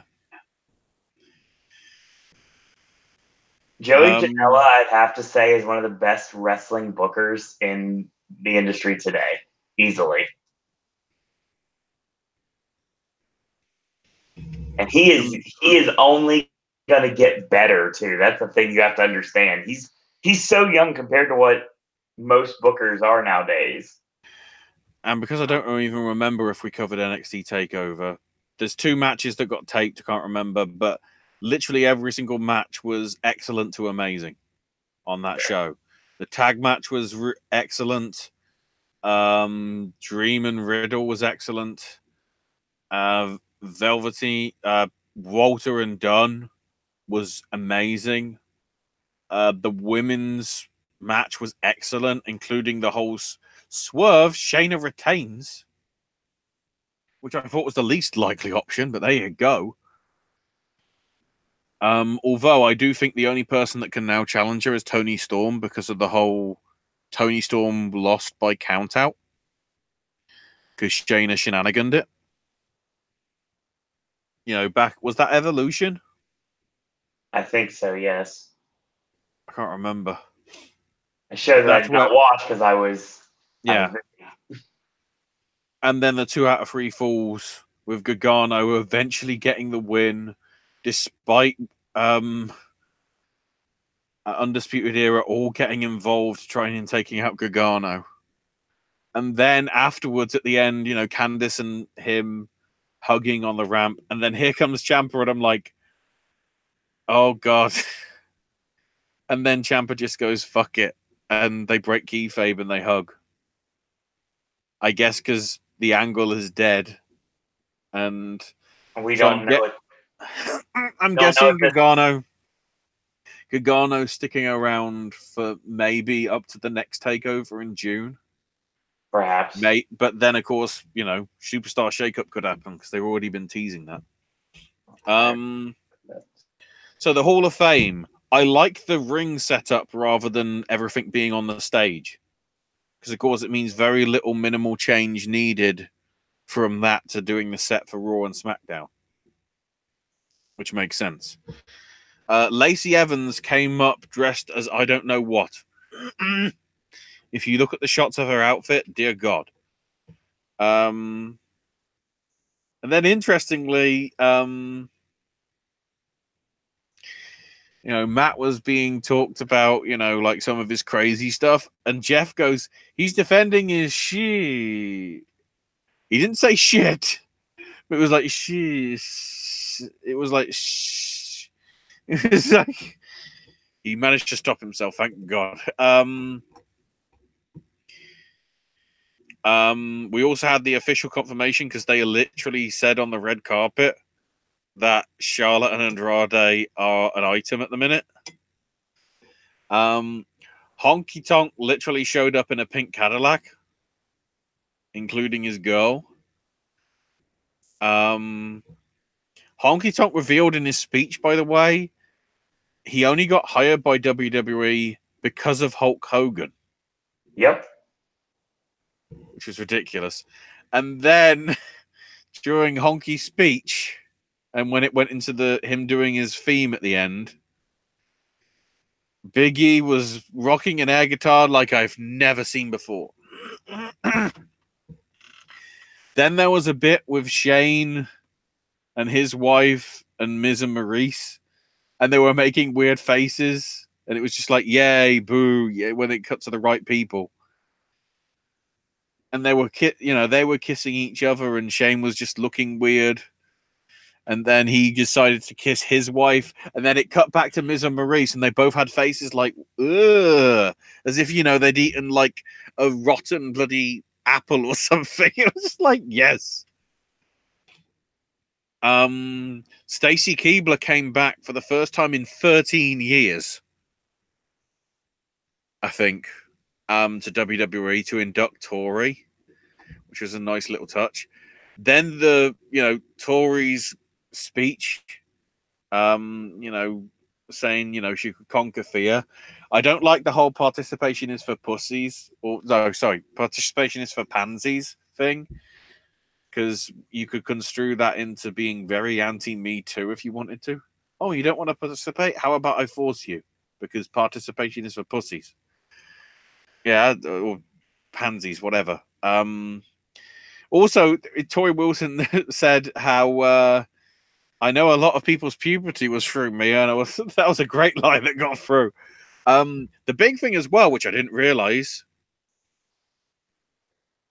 Al, who died in Wrestling Land 15 years ago, passed away on Thursday, 2 days before this Hall of Fame thing.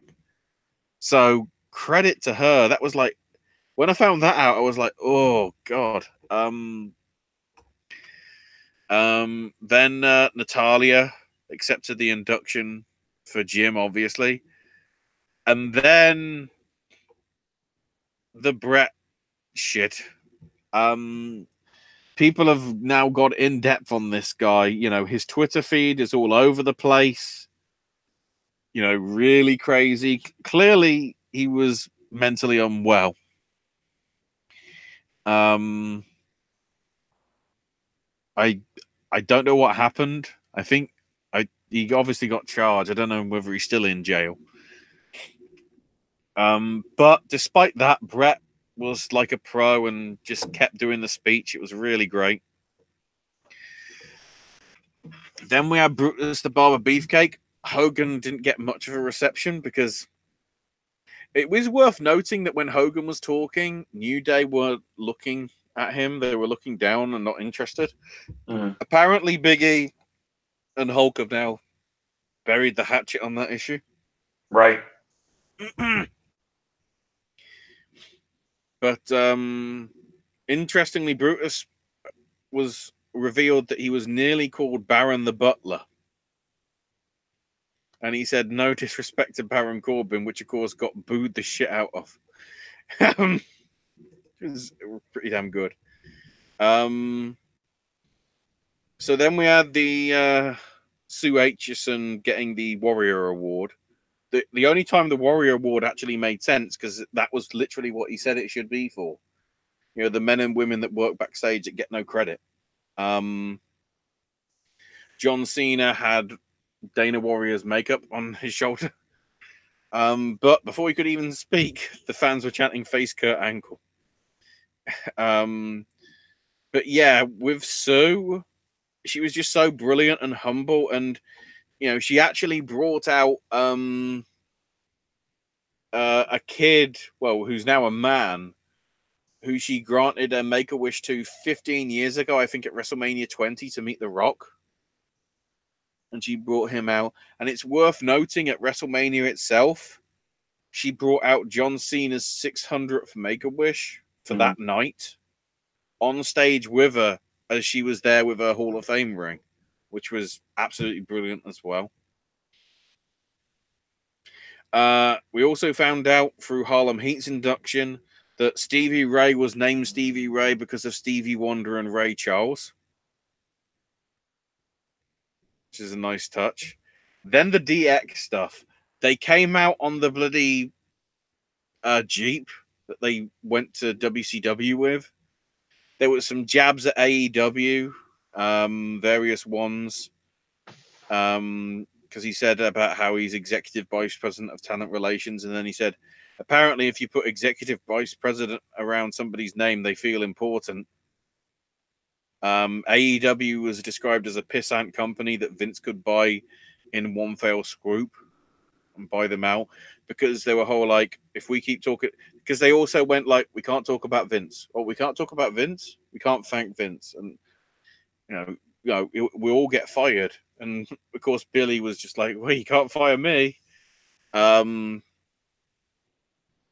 that's where the whole, the pissant company that could be bought sort of thing came. There was also jokes that Billy Gunn's had a squirt gun that wouldn't perform well, I guess because it wasn't pumped up and whatever. DX had a great time and pay tribute to China and basically acknowledged how they wouldn't have been as successful if it wasn't for her. X-Pac was a bit awkward for a bit because he's obviously got his nerves and he didn't have his dog with him. His assistant's dog and whatever. But he got through it very well. Road Dogg was really good. Billy Gunn for what he did was good. Shawn and Hunter obviously were as well. And also X-Pac said, why don't we call it the China Memorial Battle Royal? They didn't listen. It's still the Vagina Cup and whatever. But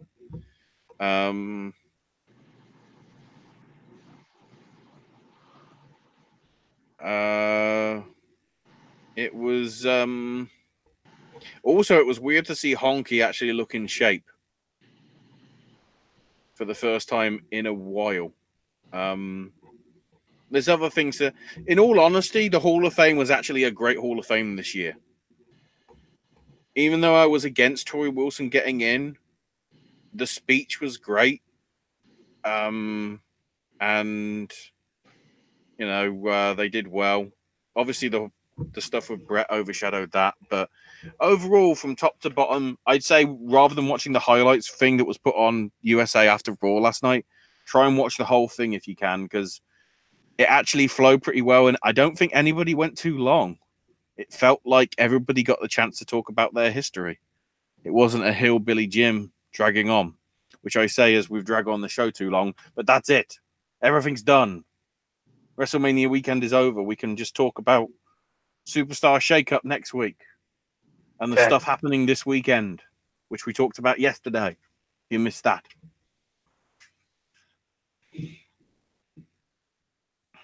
That's your show? Mm-hmm. Ashley, where can we find you on social media? I am on Twitter at AshesMyNameUK. Thank you for everyone for following along with us tonight in the last couple days. We're going to take a much needed couple days off before we come back here for the Superstar Shakeup on Monday.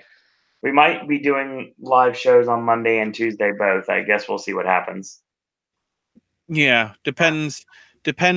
Well, it's always interesting because obviously now we're in this transition period of SmackDown going to Fox in a few months. Yep. Are we going to start to see big names switching over to SmackDown to try and build up the hype for that brand as it moves over to network television rather than cable? We shall see. because of course we had the teasers with Drew and Sammy to some extent, but mainly Braun as well tonight. I guess last night you had it as well with Kofi showing up, and who else from SmackDown showed up last night? Was there anybody else? I guess the Bar, technically, because they showed up to hijack, the end of the show sort of thing. And then, of course, you got all the NXT call-ups. But then again, have we got NXT call-ups? Because we've had the, Nikki and Lacey and EC3 and Heavy Machinery in limbo for months as to where they're going. So hopefully we'll eventually find out this coming week. All right. So follow me on Twitter at Throw and Disney. Follow the network at Popcast Network. If you have any ideas for Sip and Snack versus the other regular segments on the network, feel free to shoot me an email, sarahwanddisney@gmail.com. So wrestling content will continue in a couple of days. AJ content will be back soon. Ashley content will be back soon. We'll probably get a Sip and Snack in the near future too. So in the meantime, I want to thank you guys and girls out there for watching. And until tomorrow, boys and girls, that's all we got to say about that. God bless Rice Remsburg.